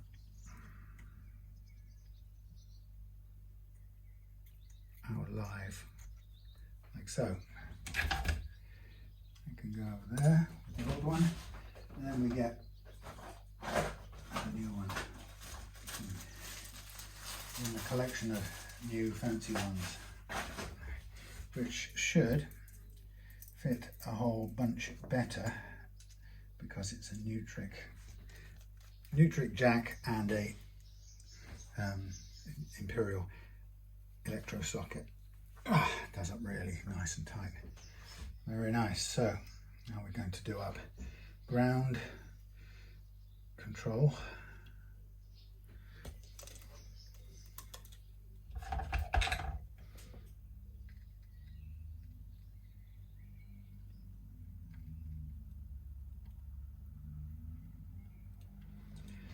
Like so. That's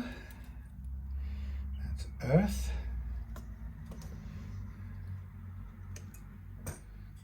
Earthy. And the hearty.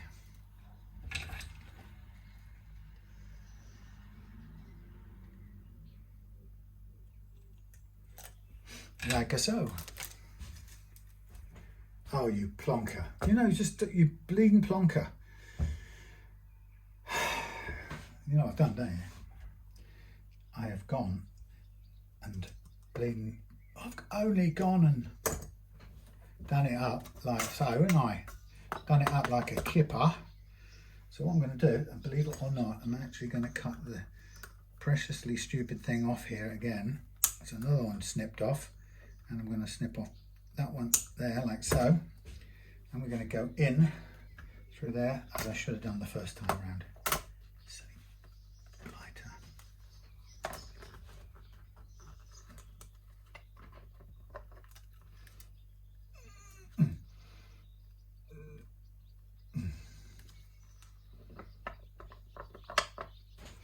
Right, that'll teach me, won't it?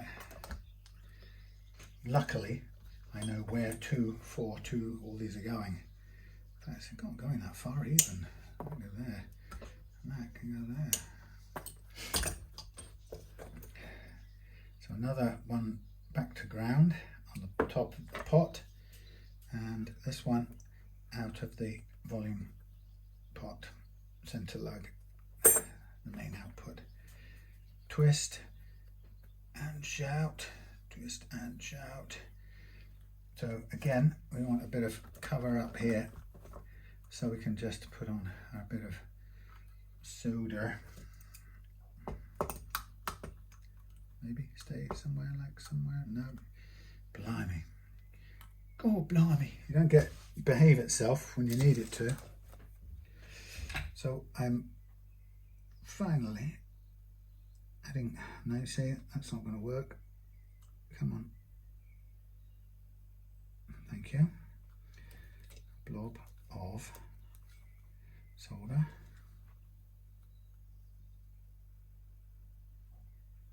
Thank you. Well, that's going through, so it doesn't need a blob of solder on it. Right. Let's just So out of the middle here, I bet we're going to have the same problem again, aren't we? Somebody's gone and done some twisty work on here, haven't they? Sorry about this terrible camera work. There you go, there's a bit more of a frill. Yeah, somebody's bound to have tied a knot in this, so we won't get this out in one piece either.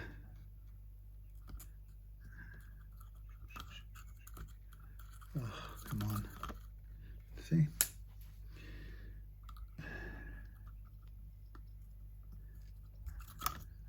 Thank you. So the white, wherever it is, likes to come in over the top and in through there, like so.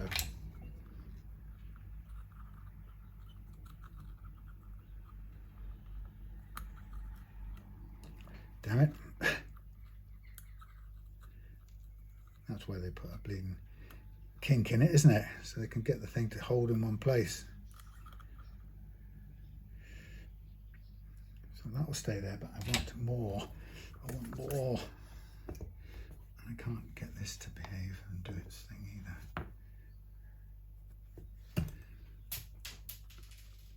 Stay there, maybe. Or there, perhaps there.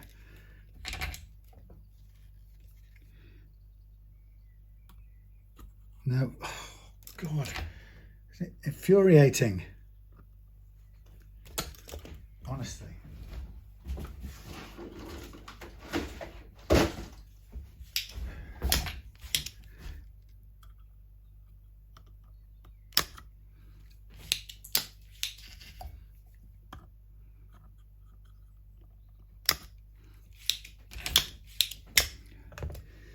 Go in there.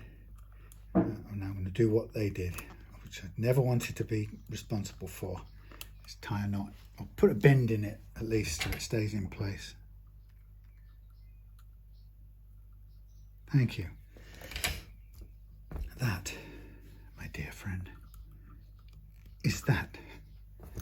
And this, my dear chum, is this.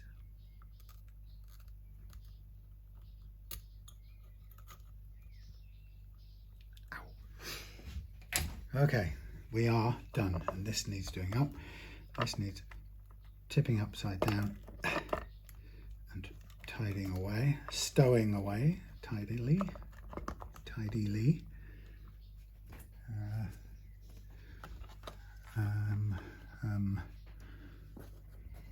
Let's have these back.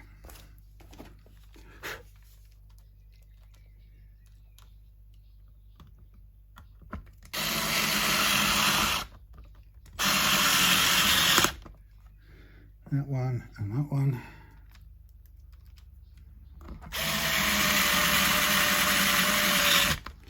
Good. And then we get this one up. Sorry again, the picture's now changed. Get this one up, and we want to put a screw in there. We had one there.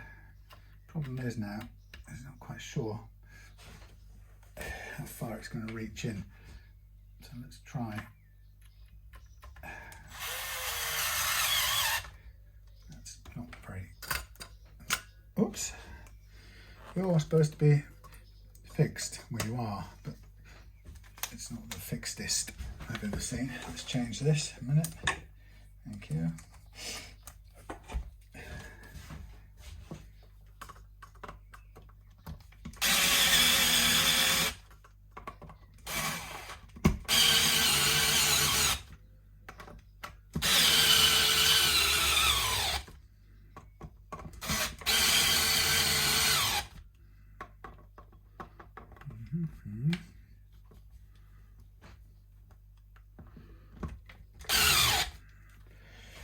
Thank you.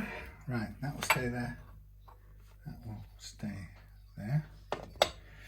We need a screw on the other side, which I've now mislaid. Oh, there it is. Get it around here.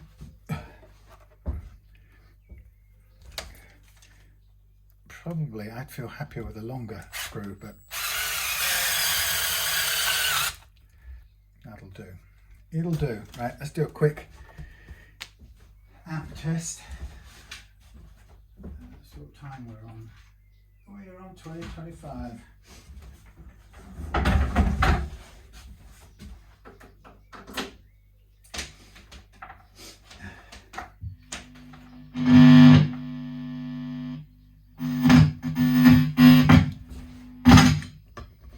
Oh, would you credit it? Why does it always bloody well do that?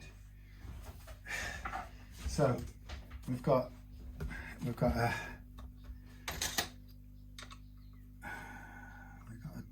darn thing that won't open fully, so we've got to change it, spin it round.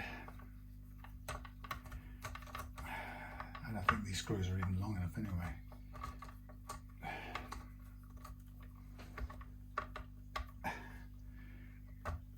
Come on, out.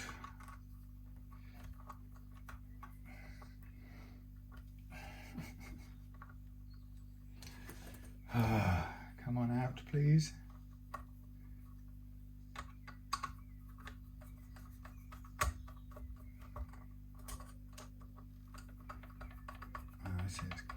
It's caught underneath the edge of the blasted thing.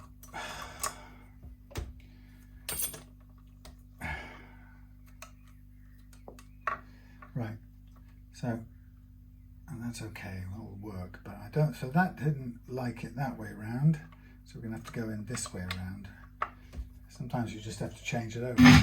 Yeah. Holy cow. So I'm gonna use a longer screws for this, if you'll just excuse me a moment.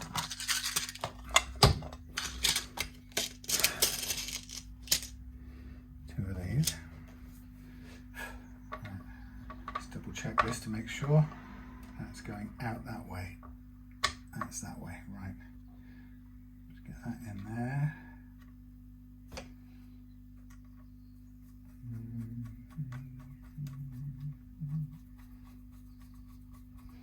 It's not very, it's not the best a fixation that I've ever done, because it's trying to turn as I put it in. Okay, that's in. Let's get one of those hooked up. That one. Right, down you go, in there.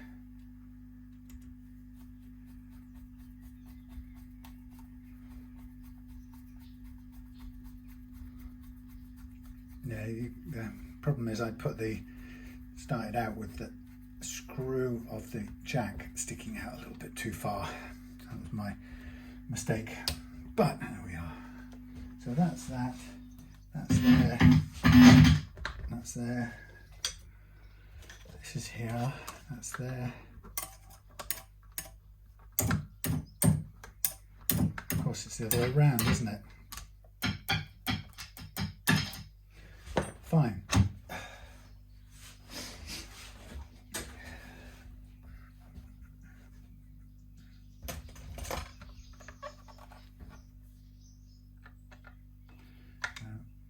Won't reach.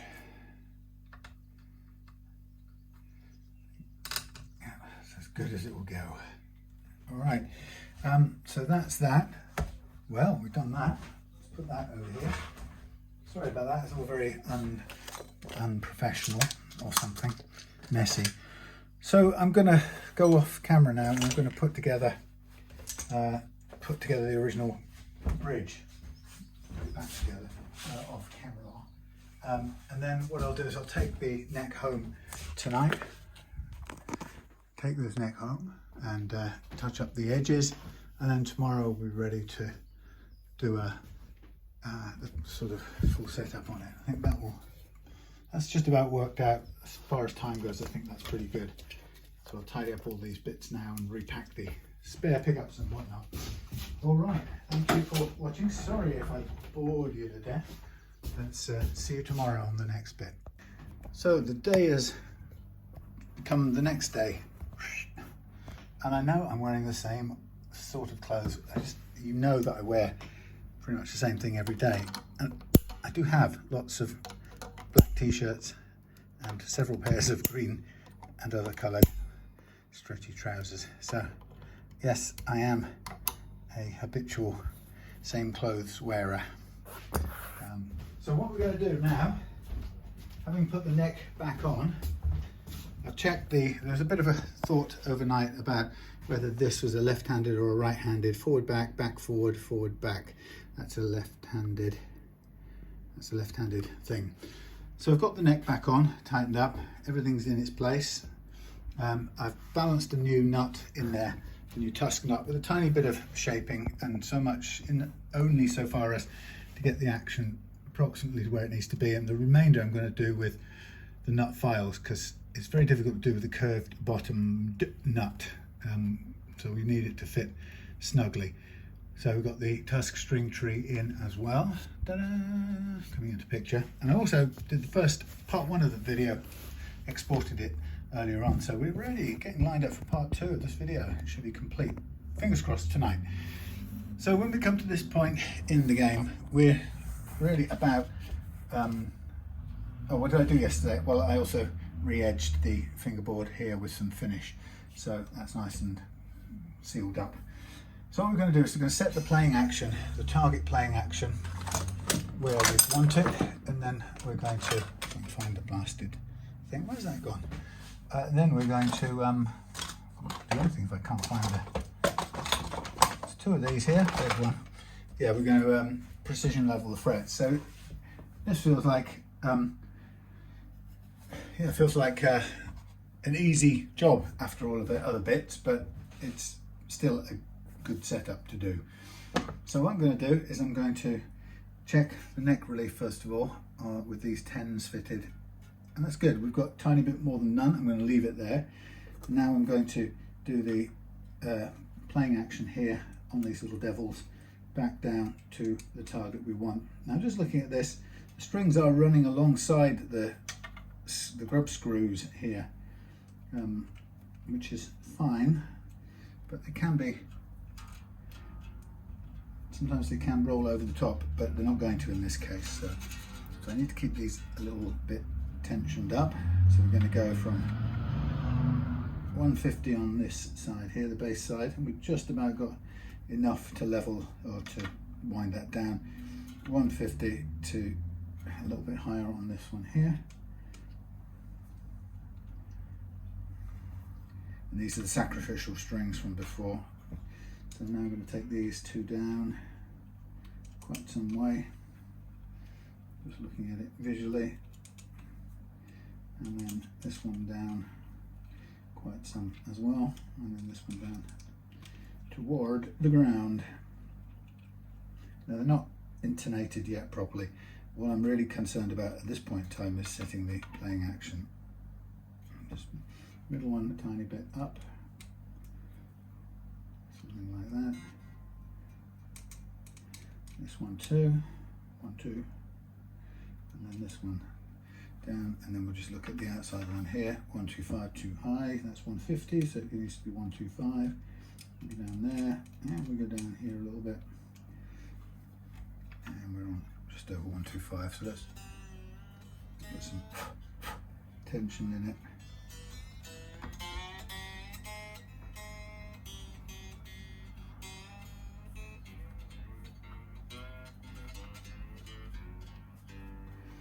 Again, we come back to it, so it's a little bit high. We're just about decking out here on these saddles, which isn't too bad. 150, 150, just under 150, yeah, down a bit, on 150, down a bit, down a bit. Yeah, that's not bad at all. I'm just checking it from this angle. This one can come down a bit.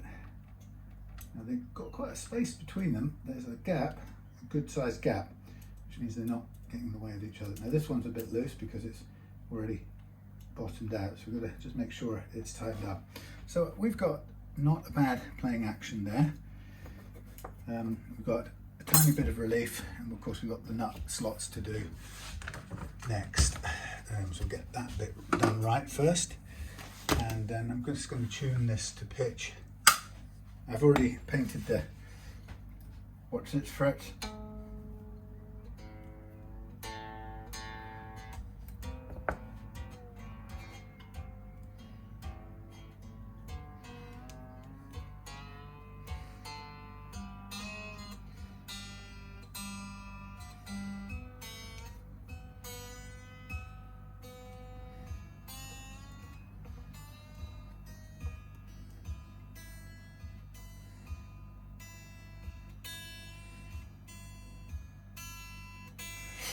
Right,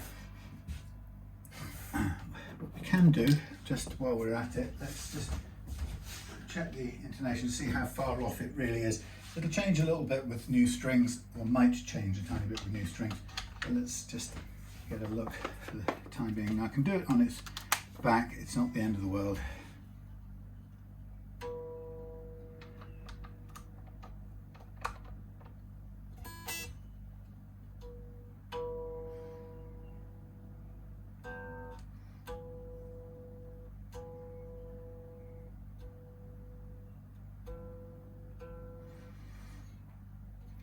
Try something else.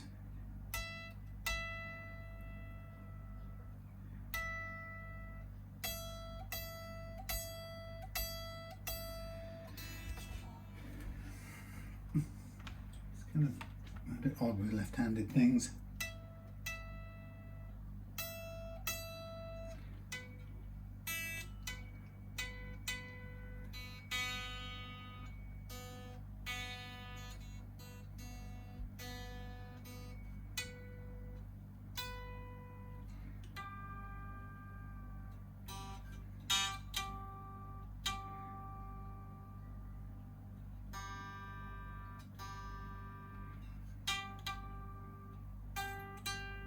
Okay, so everything's a little bit sharp, so I'm going to, or the plain strings are, so I'm going to take care of those in a minute, but we'll leave them for now. We just know what we know.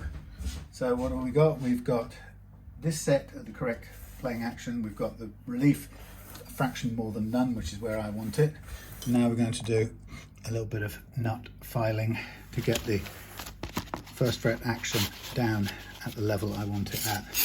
Now I did bring some other files with me. I think I brought them with me.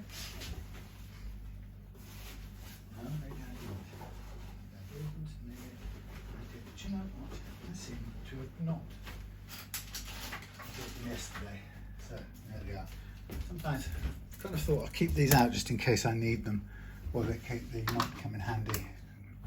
So let's start with our Tusq files, and we're going to, they're all high to begin with, so what I'm going to do is get a bit of green tape and protect the edge of the fingerboard here. If we can, just get this scrunched under there. It's not the easiest thing in the world to do, not always. Come on, you can do it.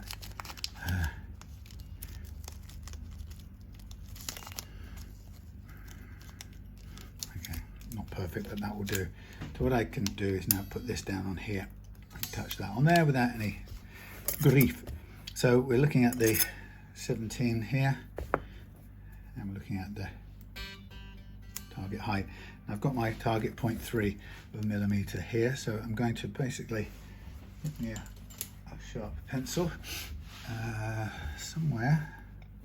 I seem to have lost my scalpel blade, but I'll use one of these snap-offs if I can. Just need a sharp point, that's all.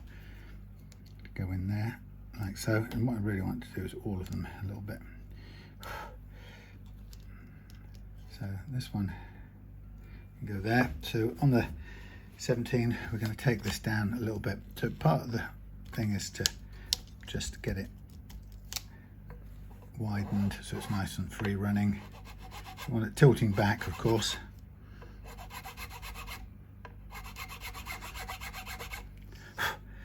And then the idea is we'll just occasionally check to make sure this thing is in. Oh, yeah, we've got a good view. So we're going to bring it down and tilt it back at the same time. So it's not difficult, but we've got to be kind of alert to what we're doing.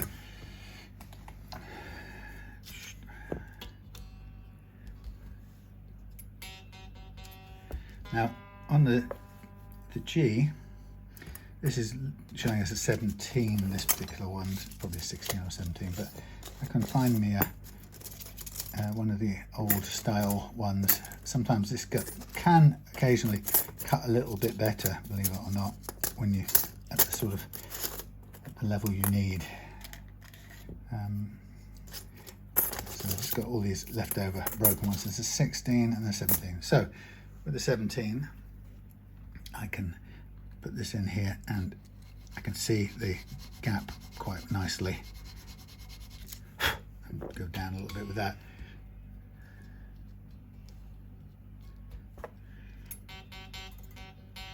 So different shaped cutters, the Hosco files are much thinner and they cut in a sort of very straight up and down kind of way. And they're quite, I think they're quite, I'm not sure whether they're easy to overcut. They all are in their own turn. But what I find is that the Hosco one cuts a little wider and a little bit more harshly. So you have to be kind of careful with that one. So often I just use the Hoscos all the way through.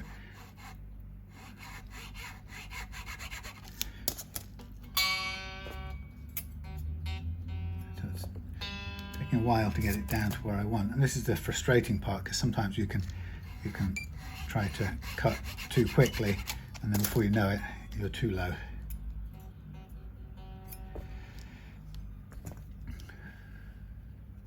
Again, watching the bottom of the slot can be helpful. So I can see when I'm cutting the height, as well as just making sure the back is sloping. We're very close to where we want to be.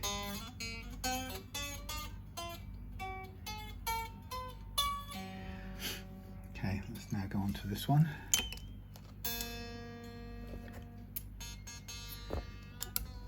And we'll use the 13 here. Can I see where this is, how close this is to touching? Thank you. Make sure it tilts back.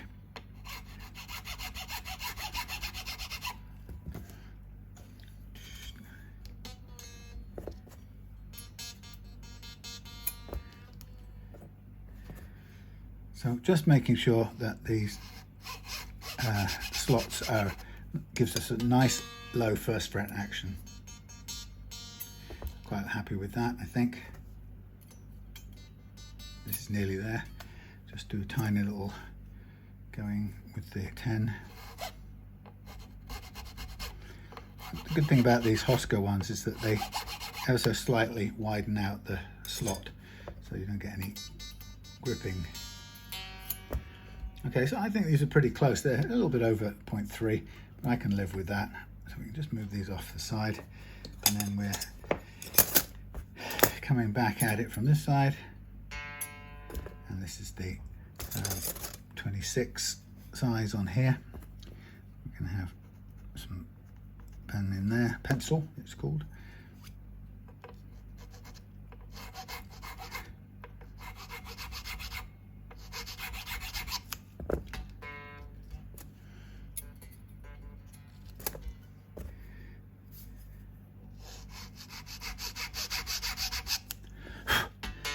Say it's very careful. You've got to be very careful and sort of have a feel for how these things cut, because if you go a bit too far, you've got to start again. Very close.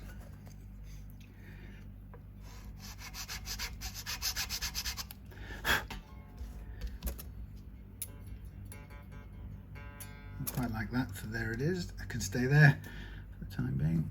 And then we'll have a look at this one.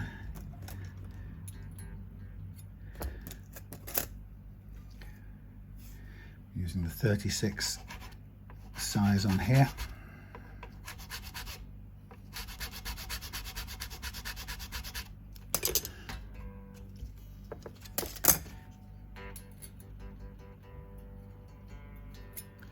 Close.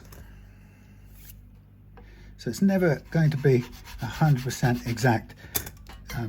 You can overcut it. As long as you get close to your target, it'll have a nice playing action.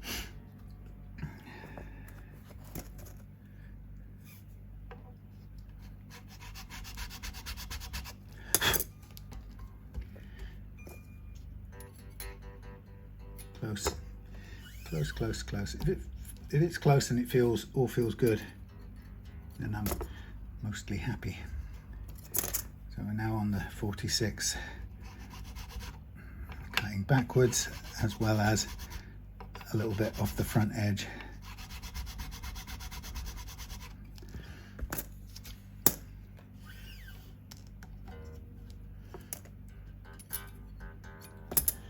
I've got a 46 in here somewhere that we can use as well.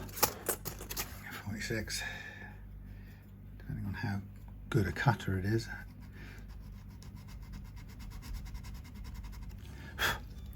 Might be a little bit sharper blade or something.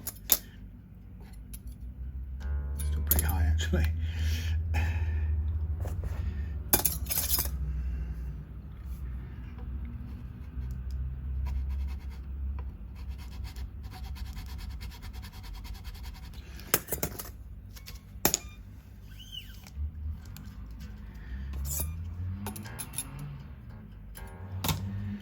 So the danger, in inverted commas, is that these thicker slots they're harder to cut, and they take a bit more working on, and it's very easy to overdo them in your attempt to get them down to size. That's nearly there.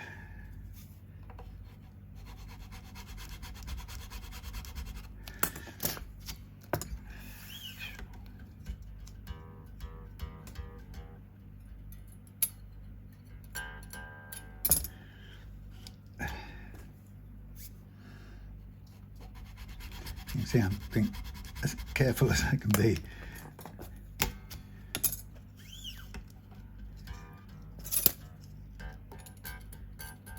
That's good. I'll stop there. So let's hold it there for now.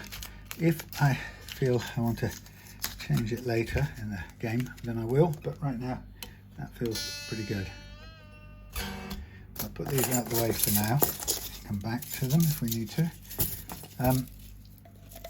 And we'll get on with the fret leveling. Now, at the moment I'm running a dehumidifier in here because I need to do some spray painting after I've done this.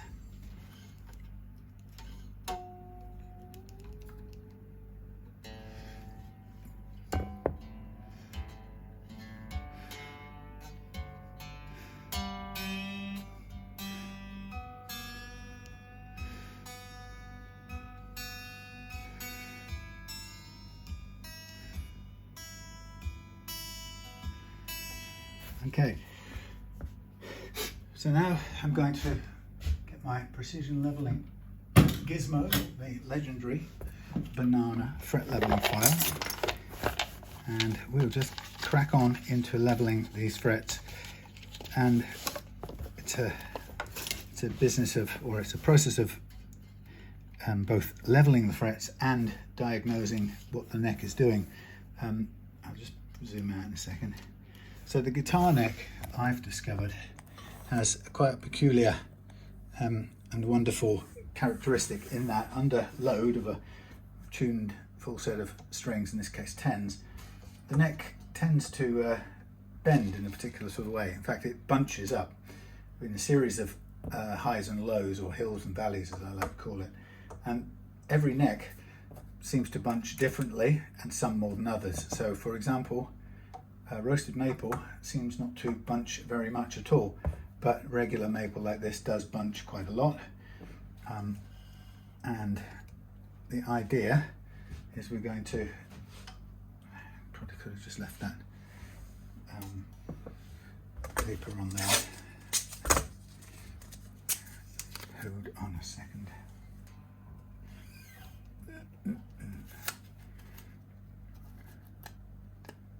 Get under there. Yeah, so some woods and some constructions of neck don't bunch very much at all under load, but the majority of regular necks that we know, like mahogany, maple and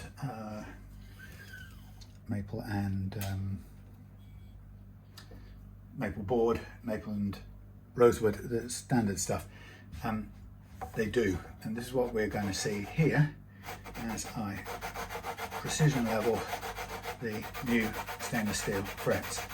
Now, what I'm doing to begin with is I'm just running this file up and down the fretboard, and this file has been calibrated to the curve, or to an average of the curve, a median of the curve on this neck. And so what we get straight away, which I'll show you if I can. I show it on every video, but it's always fun to restate what goes on. What we get is we get a series of, we can diagnose what's happening with this neck by the way that the frets are cutting. So barely, a bit, barely. So you could say relatively a little low, average, a little low, average, average, a little low, average, a little higher, average, higher. So we've got a high spot, and then we've got a low spot right next door. Okay, so it's cutting quite a lot, that one, none there at all. Okay, cut, none, cut, none.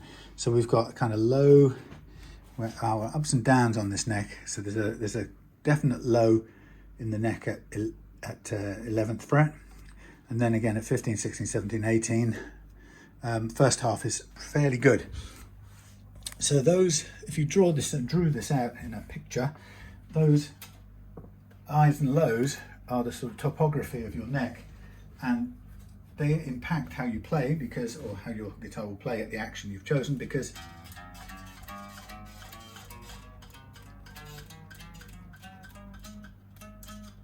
see, now we're down in a gap there, in a ditch, and that's struggling to play because we're fretting in a relative ditch. So this needs a little bit more. We've only just started on this track, as I call it, but it definitely needs some more work. So we're going to carry on leveling. Now I know I've got a sense of what's going on. I'm going to just, not very much pressure down. We want the shape of the banana beam to stay the same. We want to impose that shape, if we can, onto the uneven ups and downs of the actual neck itself. So that's what I'm aiming to do with this part of the leveling process. So I'm conscious that there's a low spot right at the end here, which is affecting how things play at my chosen action. So I'm giving it a little bit more welly. A place called Morwell Key near where I live. A bit more welly, so that I can get this to play at the action I've chosen. If you do this sort of leveling, you've got to have some experience of what overall heights of action work. So we've got lowish spot there. Improved up there. A little bit of a, what I call fret slap. Now this is always going to sound a little worse. Actually, what I'm going to do is let's recalibrate at this point. So it's going to sound a little worse on the, it always is worse on the low strings, and I don't usually start on those because on a right-handed guitar I start on the high E. But on this we're starting on the low strings, and they're the wound strings. They're not only wound, but they're also thicker in diameter. So what it means is that they move more, and that means that for a given action, a given low action, these wound strings will need more leveling to play at a lowish action than the thinner plain strings. But again, we're just aiming to, what I call, impose this, the slightly more perfect curve of the tool onto the less than perfect curve of the actual fingerboard. And I think for me, that the amount that the fingerboard bunches up under longitudinal loading of the string loads, the amount that bunching, or the degree to which it bunches, is the thing that's probably been my biggest learning point over the years in doing this work. You know, when I first started, I kind of approached fret leveling as a you know, with the idea of, look, there's a single fret that needs leveling.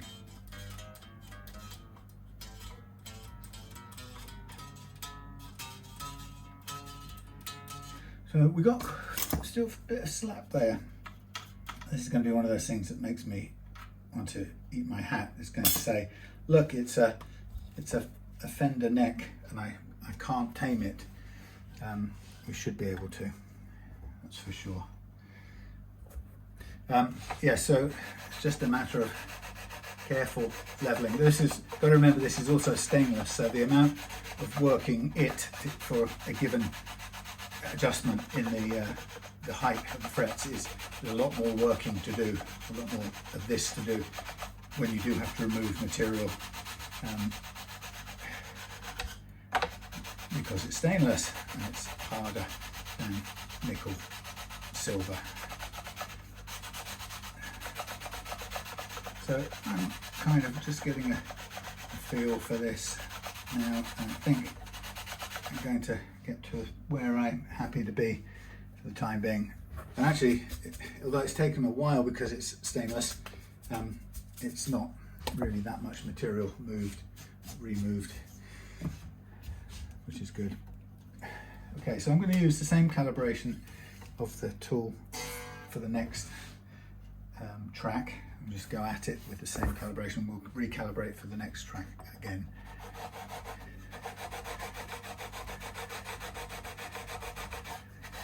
And what you often find is that where we had like 11th fret and then the 15th fret were low spots, then we sort of expect to find that continuing as we go across the radius, but sometimes it evens out or it eases up as we go across, but often we'll see it continue.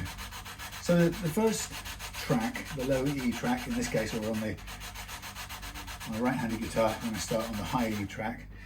It's always my sort of diagnostic, gives me an idea of what we're dealing with. And it used to be, I suppose I used to think about whether I'd fretted these frets evenly. I'm quite experienced at knowing now whether they've gone in evenly or not, which these have. And what I'm really looking at is the amount of bunching in the board. So we've got a bit down there. Let me just check again on what we've got in relief. Yeah, we've got a little bit more than none, so we shouldn't have to worry about that. So I'm going to do a little bit more and concentrate down here in the first bits. Oh, that's interesting. The dust from those frets is sitting on the metal cover, and it looks like people would go, oh, you've got dust on your pickups, but it's not magnetic, bizarrely.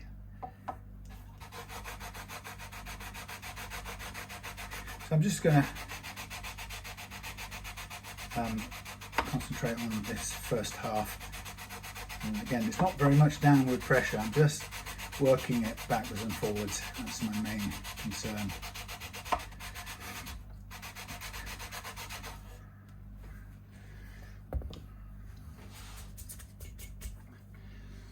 Okay, so what's happening? Humidity still where it was. In fact, it feels a bit humidity-er in here. I shut the windows to try and retain the humidity and not get the outside humidity, but what I'm getting is warmth of me being in here. Okay, I'm good with that. Now let's recalibrate for what I would call the D track.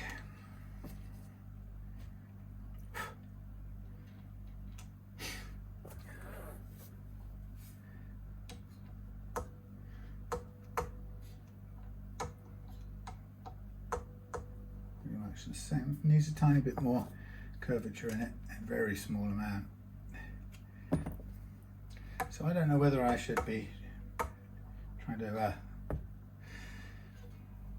open the windows, cool it down and allow a bit more outside humidity in, or what. We're still at 60, so running the dehumidifier doesn't really seem to have done anything substantial anyhow.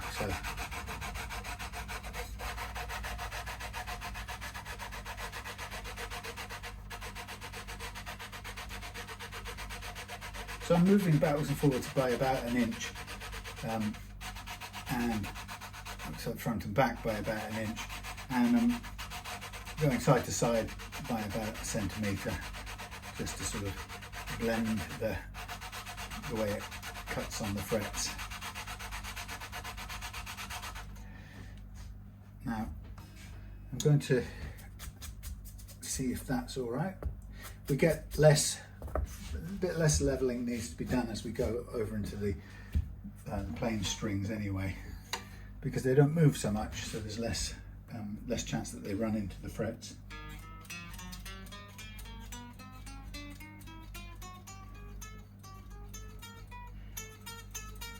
Tiny bit there, so we've got a low spot there, and it's just catching on the last fret at that action. So I'm going to do a little bit more here, and I'm going to sort of focus on the end part. And when I say focus, I just mean, if anything, press a very slight bit down more on the end. We do have low here, low frets compared to the very end ones, so we need to bring the end frets down a little bit into play.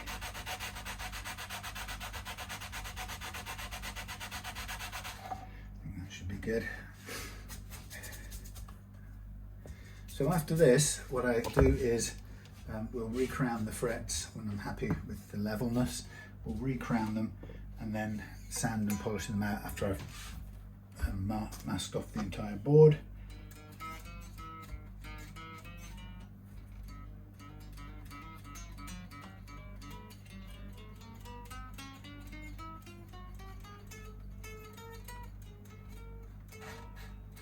Nice and crunchy still. Okay, let's calibrate for the G.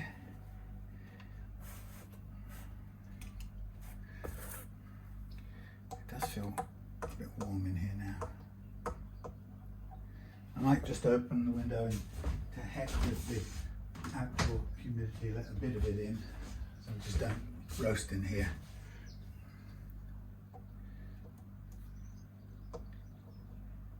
I think it needs a tiny bit more curvature in that.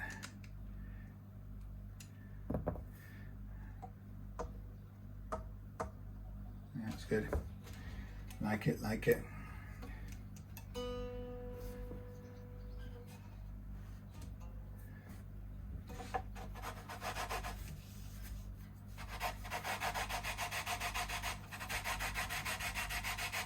So what we get once we do the higher strings, and normally this is the other way around on the right-handed, I'm normally checking this early, but as we get across to the thinner strings, the treble strings, what I need is I want them to play, but I also want them to bend. It's very important that I can that these frets are level enough at this action, level enough so I can effectively bend the strings at this playing action without them choking out or buzzing.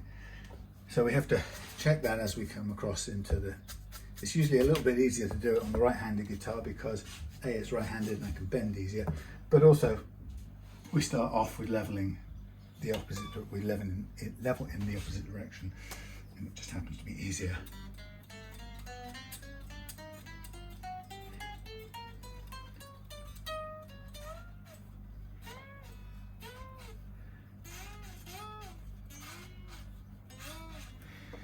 Not bad, not bad. Let's calibrate for the B. So, would you believe it? Would you believe it? I got 2 speeding tickets today. I know, criminal or what. So, that weekend when I was at the family wedding across in Mount Edgecombe, which is a, I don't know, a 45, 50 minute, well no, an hour trip away. So I had to come backwards and forwards from the wedding. Claire stayed over in the pub, B&B sort of thing. And first night I came back and stayed at home, and second night I came back a bit earlier this time and stayed in the pub, getting back quite late. But turns out, it appears that they've changed a speed limit. So I haven't been on this road for a long time, and I guess I probably made an assumption about, I think they might put up temporary things, I don't know, but I think I've gone along in the dark making an assumption about the speed limit being what it always was on this stretch. I think they've changed it. So on the same spot, just to go to prove that I expected it to be 40, I went through once at 40 and once at 35.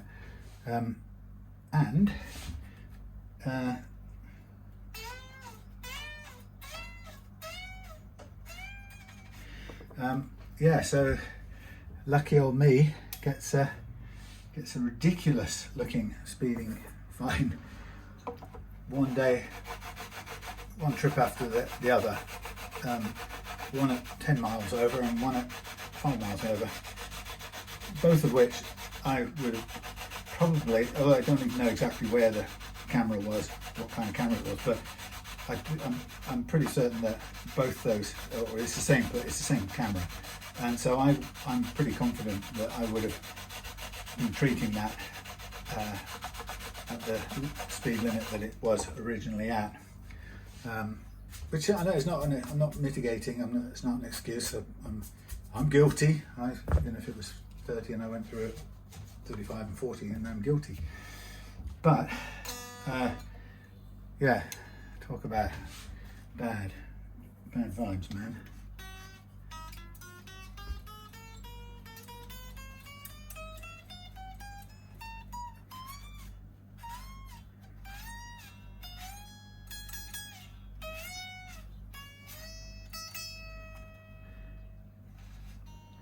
So I'm going to do a little bit more in the G track.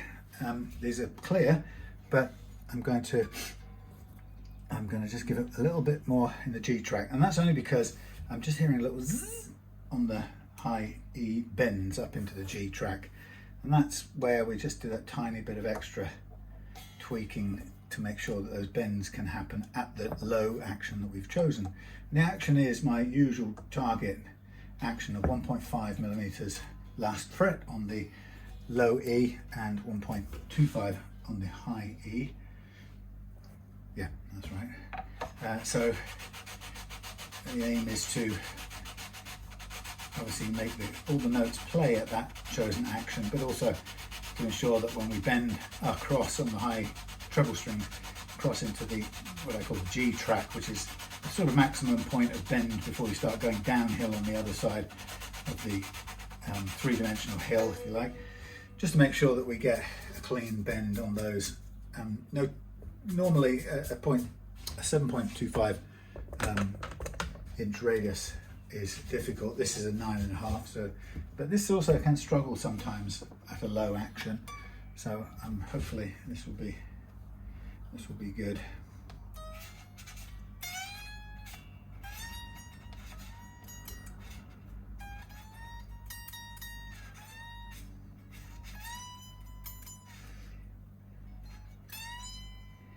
So we're across on the A, really. I could do a little bit more on the A, just to be sure. Sorry, the D, and then that'll be it. I'll be happy with that.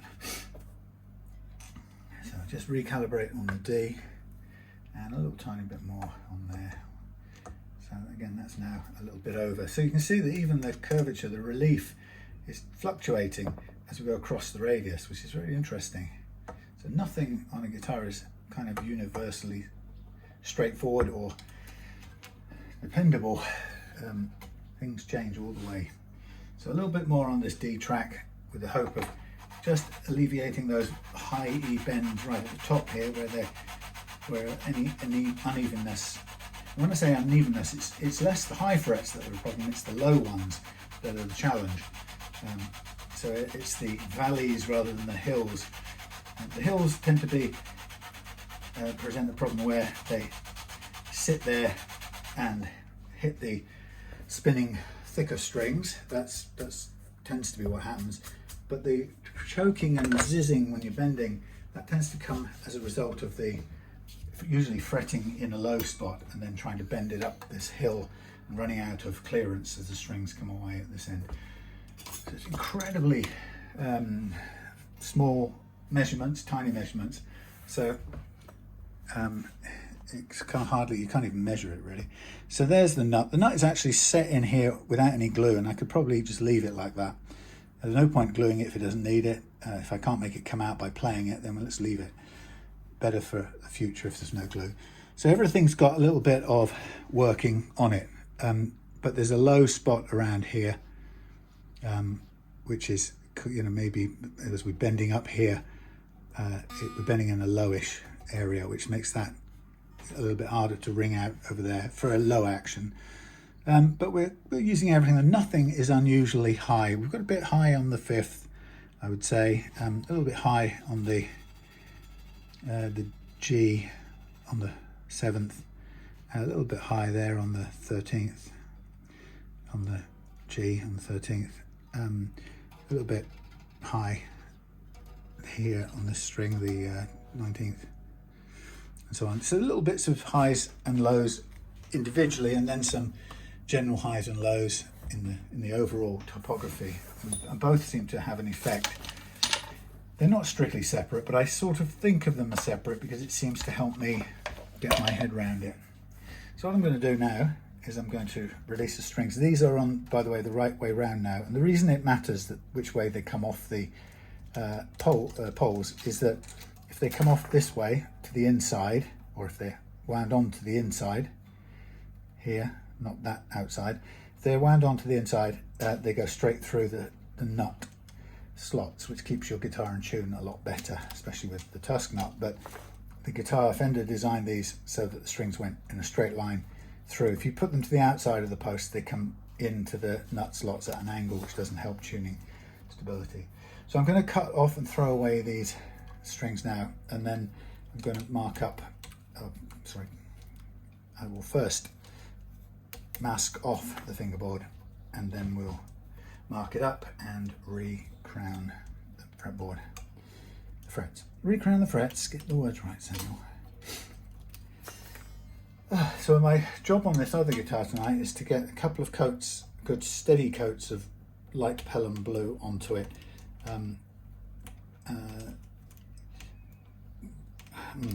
It's going to, now, hang on, do I need to, maybe I won't actually. You know what, I'm not going to. Just rethought that because Dave's coming up to work on it tomorrow, and we need it dry to work on the basic setup. We're going to do the geometric setup, etc, etc. So we need it sort of more or less dry, well, the paint as dry as it is now. It's had about a week to dry. It's not as dry as you want it overall, but it's dry enough to work on. So what I don't want to do is chuck a load of paint on it tonight for the sake of then working on it and doing the setup on it tomorrow. It's important we do the setup and the fitting of the new pickups and scratch plate and whatnot. So I don't think having freshly done paint is going to be in my favour. So I'm going to switch off this delicious, wasteful dehumidifier because I'm now not going to do that painting. I'll do it after, when Dave's not here, after we've done the geometric setup on his guitar. I'll do it after, and then it'll be done and ready for when he comes around for the next session, and we can then together do some clear spray at the end of that session. Now I'm masking off the fretboard here to protect the fretboard. I'm going to take very much care on this, because I'm not 100% confident in these finishes, as I've told you before, the Mexican and USA finishes. So I'm going to avoid taping around the back of the neck. So what I'm going to do, generally speaking, is I'm going to do this on all of the on all of these maskings. So I'm just going to cut down the side. Often, to make sure they all stay on there, I like to go around the back, but I'm just nervous about this, especially since last night I put on some, you know, touch-up finish on the edge. So we don't need it to go around the side, and I'm not going to. So I'm just going to put all this on, and then we'll just snick down the sides with the blade. So I've got loads of work piling in. I was talking about it in the first half of this video, saying how May had been really quiet. May had been really quiet. And so I was late getting up here today because a customer from a week or two ago, Tim, came back with a bit more to do on his guitar, but also brought his lead guitarist from his band, who wants his 95 white Strat, USA Strat refretting. We're going to do it in Tusq gold wire, which I've fitted on one of my guitars, and I really quite like it. So we're going to go jumbo gold. It just looks so great. And I showed him that wire. People say it's not the same as Evo gold, and people can get quite irate about it, or aerated about the differences. It isn't called Evo Gold because Evo Gold was a proprietary brand name of who knows whom that made the alloy. But when you look at the hardness ratings, the Evo Gold actually wasn't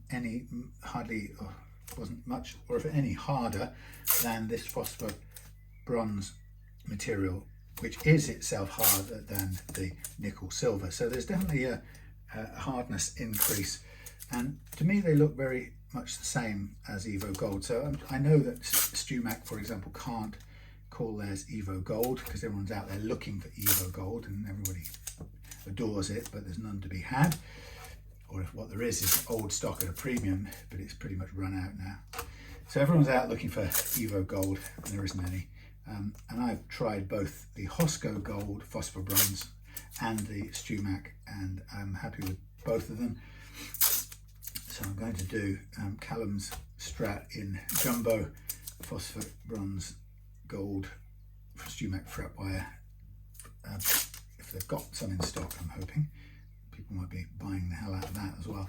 So that's another couple of jobs in. So it takes the number of stacked jobs right now going into this part of June to about 13, which is great. You know, and it's interesting because Callum came across with Tim, and he said the place in, I'm really glad you can do it because I think it was Sounds Unlimited in Plymouth. You know, their waiting list is 6 weeks. Now that for me is great. I mean, I think I'm absolutely crazy busy if I've got 2 weeks booked. You know, now I'm only one person, and for me that is a lot of it's a happy lot of work. You know, 10 jobs stacked up with more coming in every couple of days type of thing is a really healthy position for me to be in. And you know, if I can do this stuff faster than 6 weeks that somebody else is asking people to wait, then it's a pretty good noise. It's a pretty good situation. It may just be that the guitar shop he's talking about, maybe, you know, because it's better known or whatever, maybe it just has too much of a queue, too many people queuing, and so that the waiting time becomes unbearable and people start looking around, which is, you know, superb from my point of view, because that benefits me with a bit more work.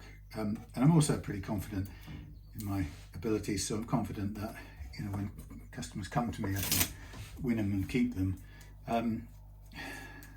But again, you know, I have to be realistic and know where my limits are in terms of overall volume of work. So I've started, you know, even this week I've had to say to people, I can't do anything this rest of this week. I'm chock-a-block. Can get onto it next week, probably next weekend, or so, you know. So I'm being realistic about what I can do and when. But having 2 weeks, even possibly 3, booked in advance would be about as much as I would want to have in advance. You know, I think I don't know. I mean, I can't speak since I haven't had that experience of having so many weeks booked out. But I think if you had a sort of 6-week waiting list, it's all nice and well, but you're bound to start giving away work to somebody else who doesn't have that waiting list.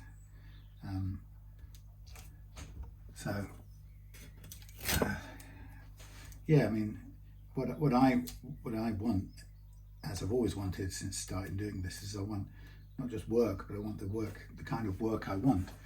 And that's a certain kind of customer who's usually a certain age and has done their research and knows what I do and how I do it, and they know that that's not kid next door cheap, and there's no issue. They want the reassurance that, for example, if something went wrong on their refret like this one, then they know this guy here would redo the entire thing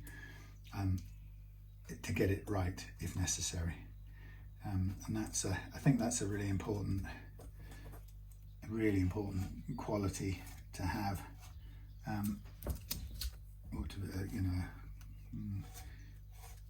to be known for, I suppose we'd put it. So what I'm just doing is, as you can see, I've got some pre-cut thin strips, and now I'm just getting everything covered off so that we've protected the fretboard. You know, if it's a bad non-adhering Fender disaster finish, which, you know, make no secret that some of these American or Mexican Fenders have a finish that just wants to fly off at the first touch. If you've got that kind of stuff, then even this sort of protection of your frets can cause it to fall off, and it's demoralizing when it does, because you really do have to protect your frets. It's not really possible to, or economical, cost effective, if you did every fret individually with a strip protector. You probably wouldn't get it all done in any kind of meaningful time, and it wouldn't necessarily protect every single piece or every bit of finish either, so it wouldn't be a guarantee, even though you'd sort of triple or quadruple your time spent. I'm going to use put into service some new, whatever these things are called, micro meshes. This is so bloody expensive. Now I'm going to use it, I use it this way, so I can't even cut it again. I have to use it at this size, unfortunately. Oh well. So now I'm not going to do this on camera because it is boring and noisy. Basically, I'm going to go through from 400 grit to 600 through to 1000 and 1500 in paper, and I'm going to go 1500 onwards to 12,000 in micro mesh to round all these frets and clean them and polish them all up. And as I'm doing it, I'm going to also do a bit more taking care of the fret ends. So one of the ways I like to do it is to get a piece of paper, sandpaper like this. This is 240. That's probably about the right sort of grit now. And we get that, and I'm going to roll it into a tube, a sort of springy tube, and rolled up like so. It's got a bit of spring in it, and then I'm going to sort of basically run down the edge here, and I'm aiming to soften up those edges that the fingers feel most of all, and it's good now I'm doing it with a little bit of protection on, although we don't have any going around the side, so it's not going to be a ton of protection, but we're not really going down the side, we're just going on this 45-degree edging bit here. So this is just a little bit of, I'll show you what I'm going to do, just to sort of round off the edges. I'm going to re-crown this Sorry, I forgot the crowning part. I'm going to re-crown this before I do the sanding. My oversight. And for that, I'm going to use my StewMat crowning file. So what I do is I remark. It's remarkable. I remark all of these frets like so. In a way, you can't round off the fret ends too much for comfort. It's always good to, you know, get that kind of tube of paper on them and soften them up. And then what I'll do is, as I use the sandpaper when I'm polishing and sanding out, or sanding and polishing out the frets, I'll sort of make sure the 400, 600, 1000 all go over the sides here as well, in a little roll up tube, just so that they soften that up too. So I'm just going to lower this to here. We can put a little bench dog under there, and I want a wire brass brush to clean these out. So I'm going to use a medium. It's not really a jumbo size fret, so I'm going to use the medium side of this, and I'm just going to run over the top. And what it does is it pretty quickly shows me the areas of the fret that need working on, and as we know, a bit more on the base end of it, because that's where we get more of the fret slap, as I call it. But as you can see right now, we're sort of storming through with not an awful lot of work needed doing. So this is what tells you, even if you think you've taken a lot of material, this process here, the re-crowning, it really confirms whether you did or didn't. And when you get to the frets where you did take a little bit more material, like that one, number 5, you can feel it, because it lasts a little bit longer before you get it crowned the way you need it. This one a little bit more in the G area here, the G track. This one a bit on the base end.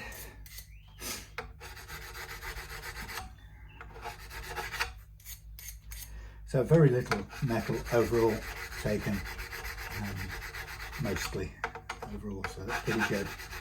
It just means that we're starting off with some good tall frets. I can't remember what these were. They was either 1.3 mil tall as a start point, so they're probably going to end up at about 1.2 mils, which is a decent medium jumbo.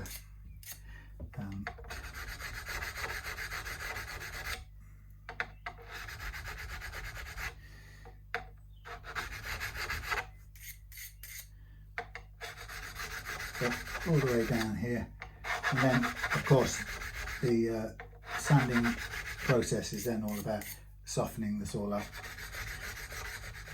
getting rid of all the scratchy file marks and getting it to a nice shine, nice smooth playable shine. And then pretty much once we've done that, that's the refret and setup done. We need to intonate the new bridge to make sure the saddles are in the right position, and I think they sounded like they were.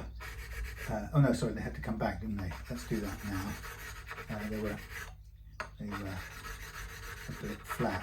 So if I recall, they were flat. So I think everything needed to move backwards.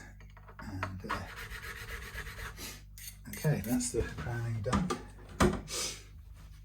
So while I'm at it, let's get the.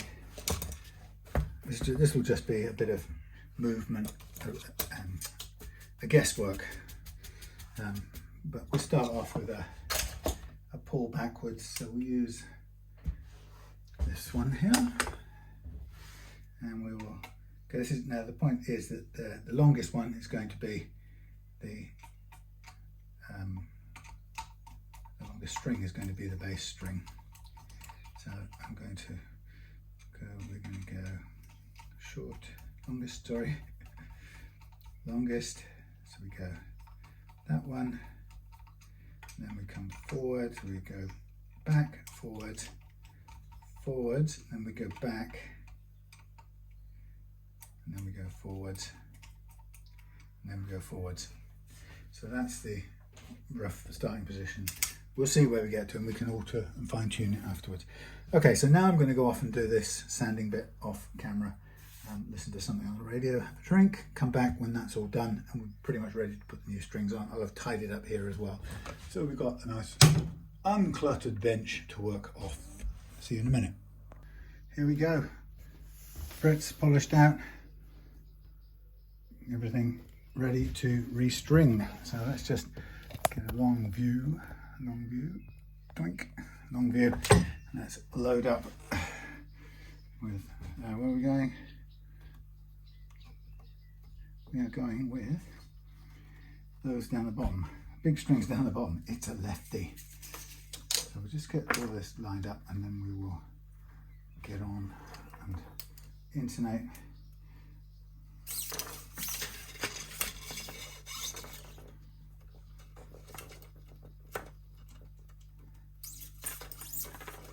One, 2,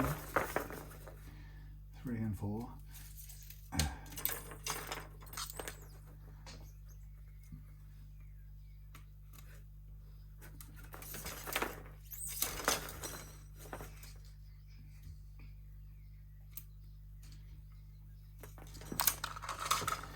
And top 2.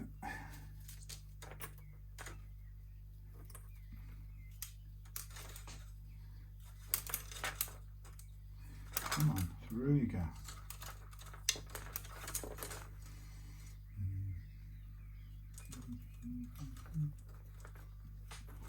Stainless steel refret.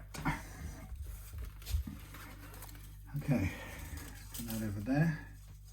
So I'm going to line up all my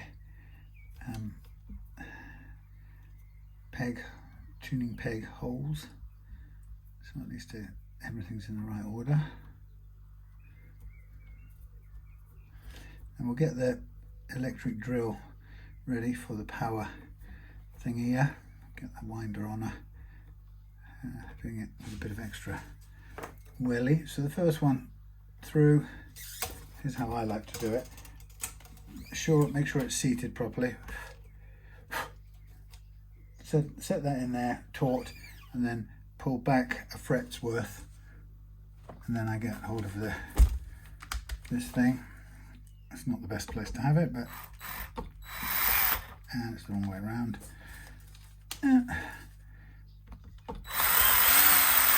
Then as it comes around, I go hold this string, the taut held string, so it goes over the loose string first time. And then as it comes around, pull the loose string up and then direct the held string downwards. It goes under, like so. And then let it go into its slot. And that has at most 2 winds of wire, and they go, this keeps it to the minimum necessary for holding on nicely, and then we can just cut flush there, like so. And then we go on to the next one. So through the peg, make sure the ball is right up in the body. Sounds medical. Pull back 1 fret's worth, and then wind on. Hold this over the loose one. And then as the loose one comes around, yank it up and keep this one then directed downwards as it comes around under the loose one.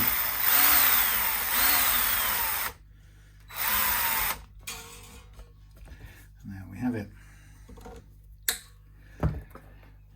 And so on and so forth. And that's a good start for ensuring you don't have too much wire around the post a fret's worth.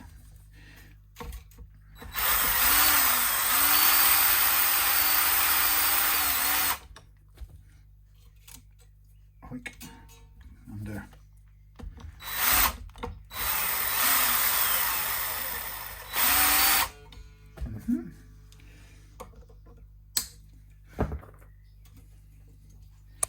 Yeah, I feel like a double plus criminal with my 2 one after another speeding tickets.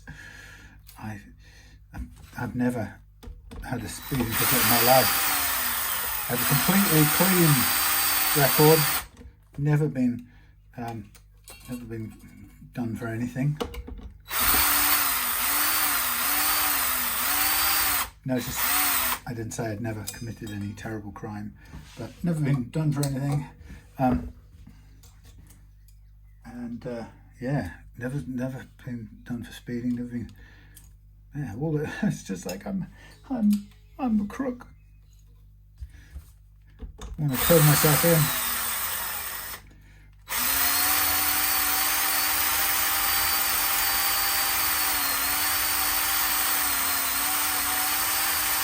Now the 1 fret back pull on the plain strings adds up to quite a lot of material on the post, but it's better to have a bit more and stick to the 1 fret's worth, because the plain strings need that extra bit of grip, because otherwise you can try and skimp on it and they actually unwind if you're not careful. Now that's come out a bit, so we need to go along there a bit to there. Over that one first. Come on, Sam. Now under it.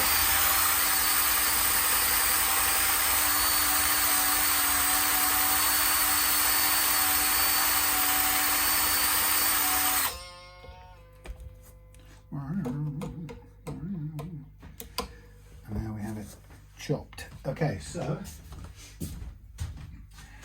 the key secret to your guitar's tuning stability is not your tuners, but it is your the slack in your strings.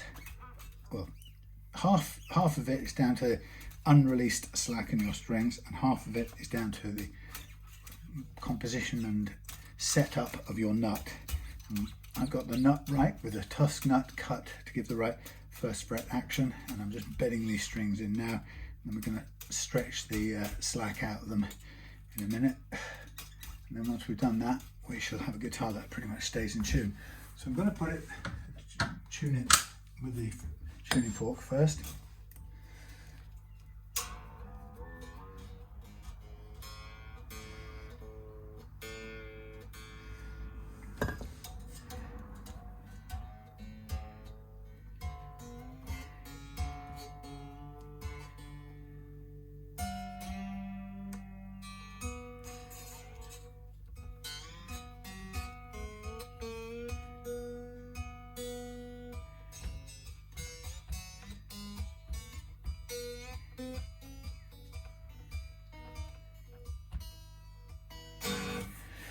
So that's our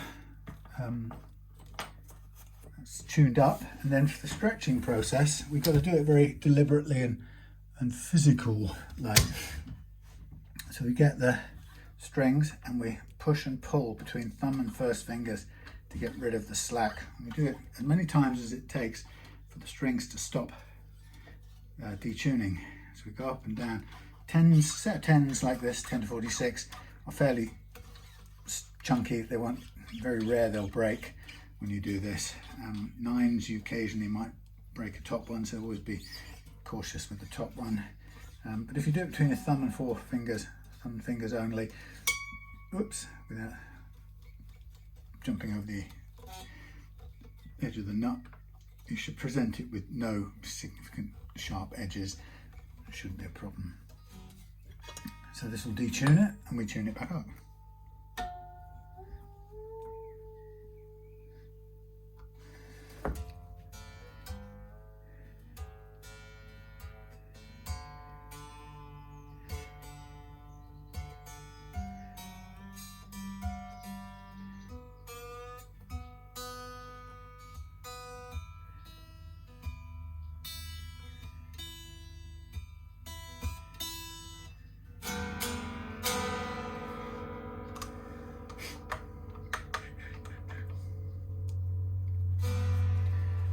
Okay, so we stretch again. I'll just do it one more time, I think, and we should be in good shape. And then what I'll do is I'll check the intonation with the tuner, and then we'll be pretty much good to go. We'll do a quick test on the amp, just make sure we've got everything running a signal, nothing overlooked. Obviously I can't play it, I can't play anyway, but I certainly can't play a left-handed guitar. Okay.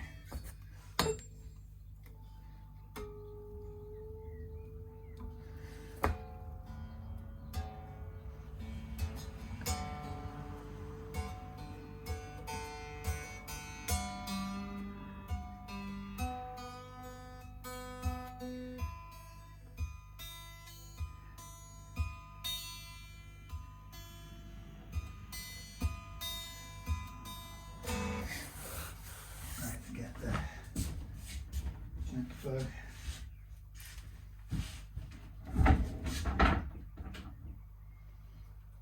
Come on, plug it in.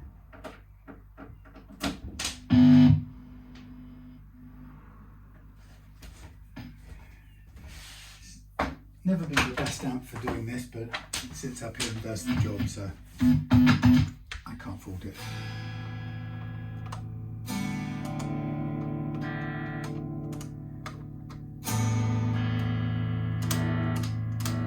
So, looking at this,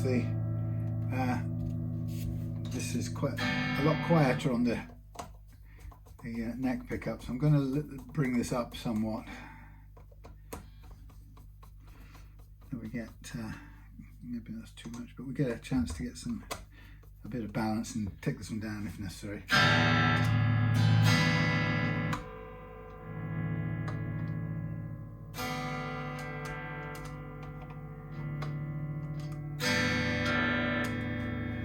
Let's take this one down a bit.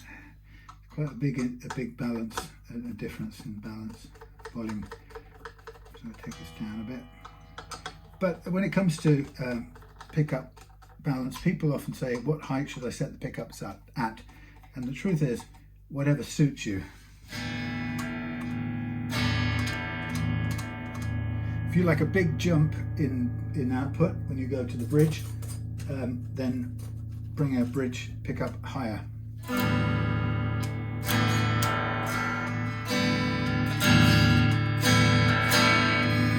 I would say they're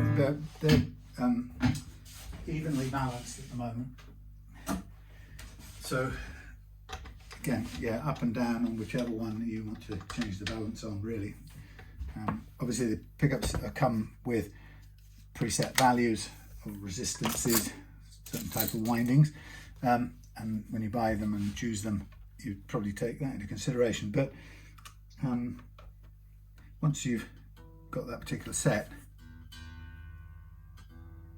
and you're into balancing it yourself.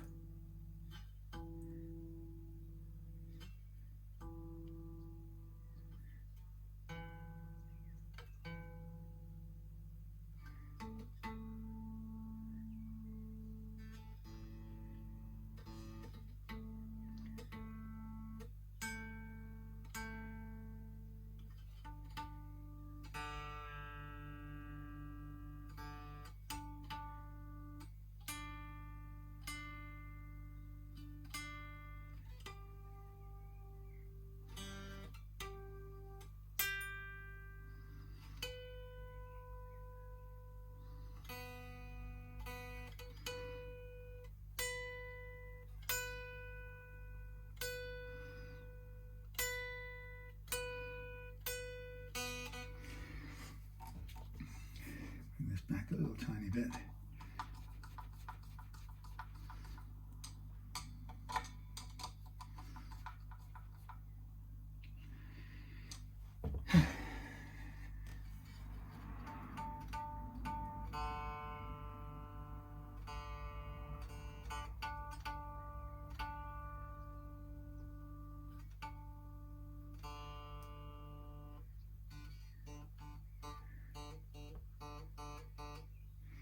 What am I doing? 4.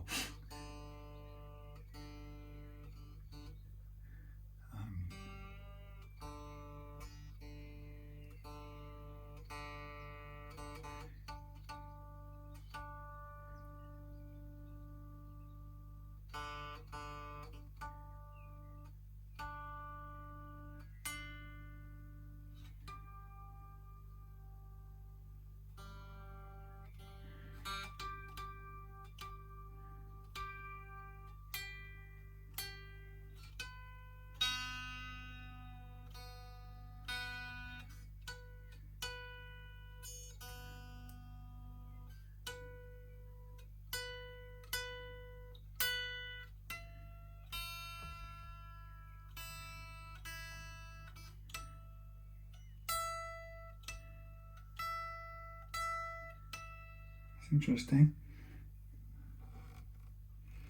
That one, too high, weird.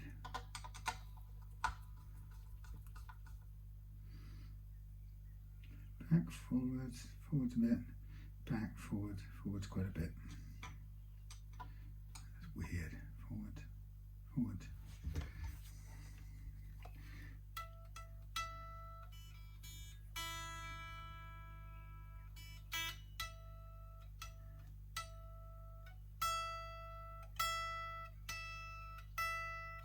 Slightly sharp, but it won't balance out.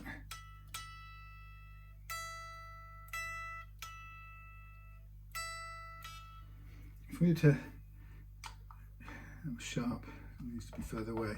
We'll balance this out.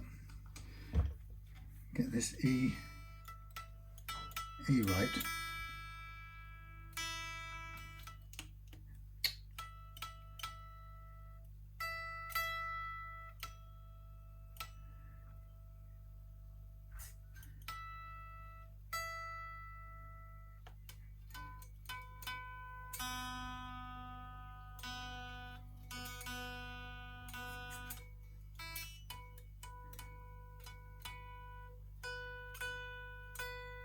It's okay.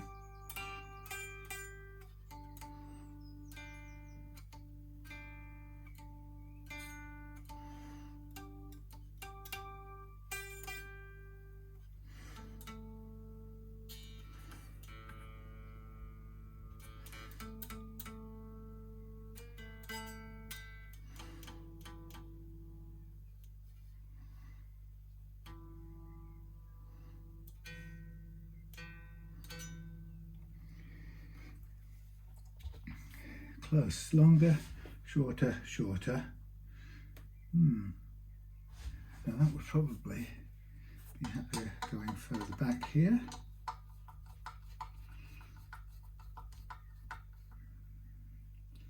That's about right.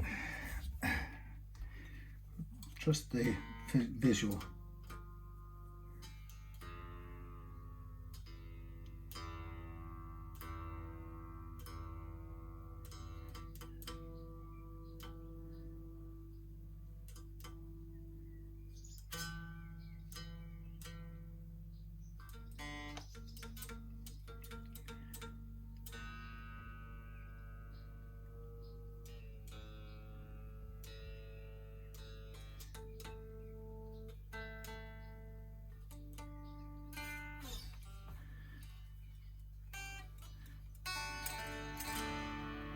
Hooray! Okay, we're there. It's interesting setup. That could probably come back a bit, judging by how that's in line with that one. Let's see. That would go. No, that's correct. Very odd. What I'm also going to do is, I'm happy with that being so high up. I don't want it grabbing the strings, so I'm going to unwind that somewhat. Same here, and then if necessary we can take that one down.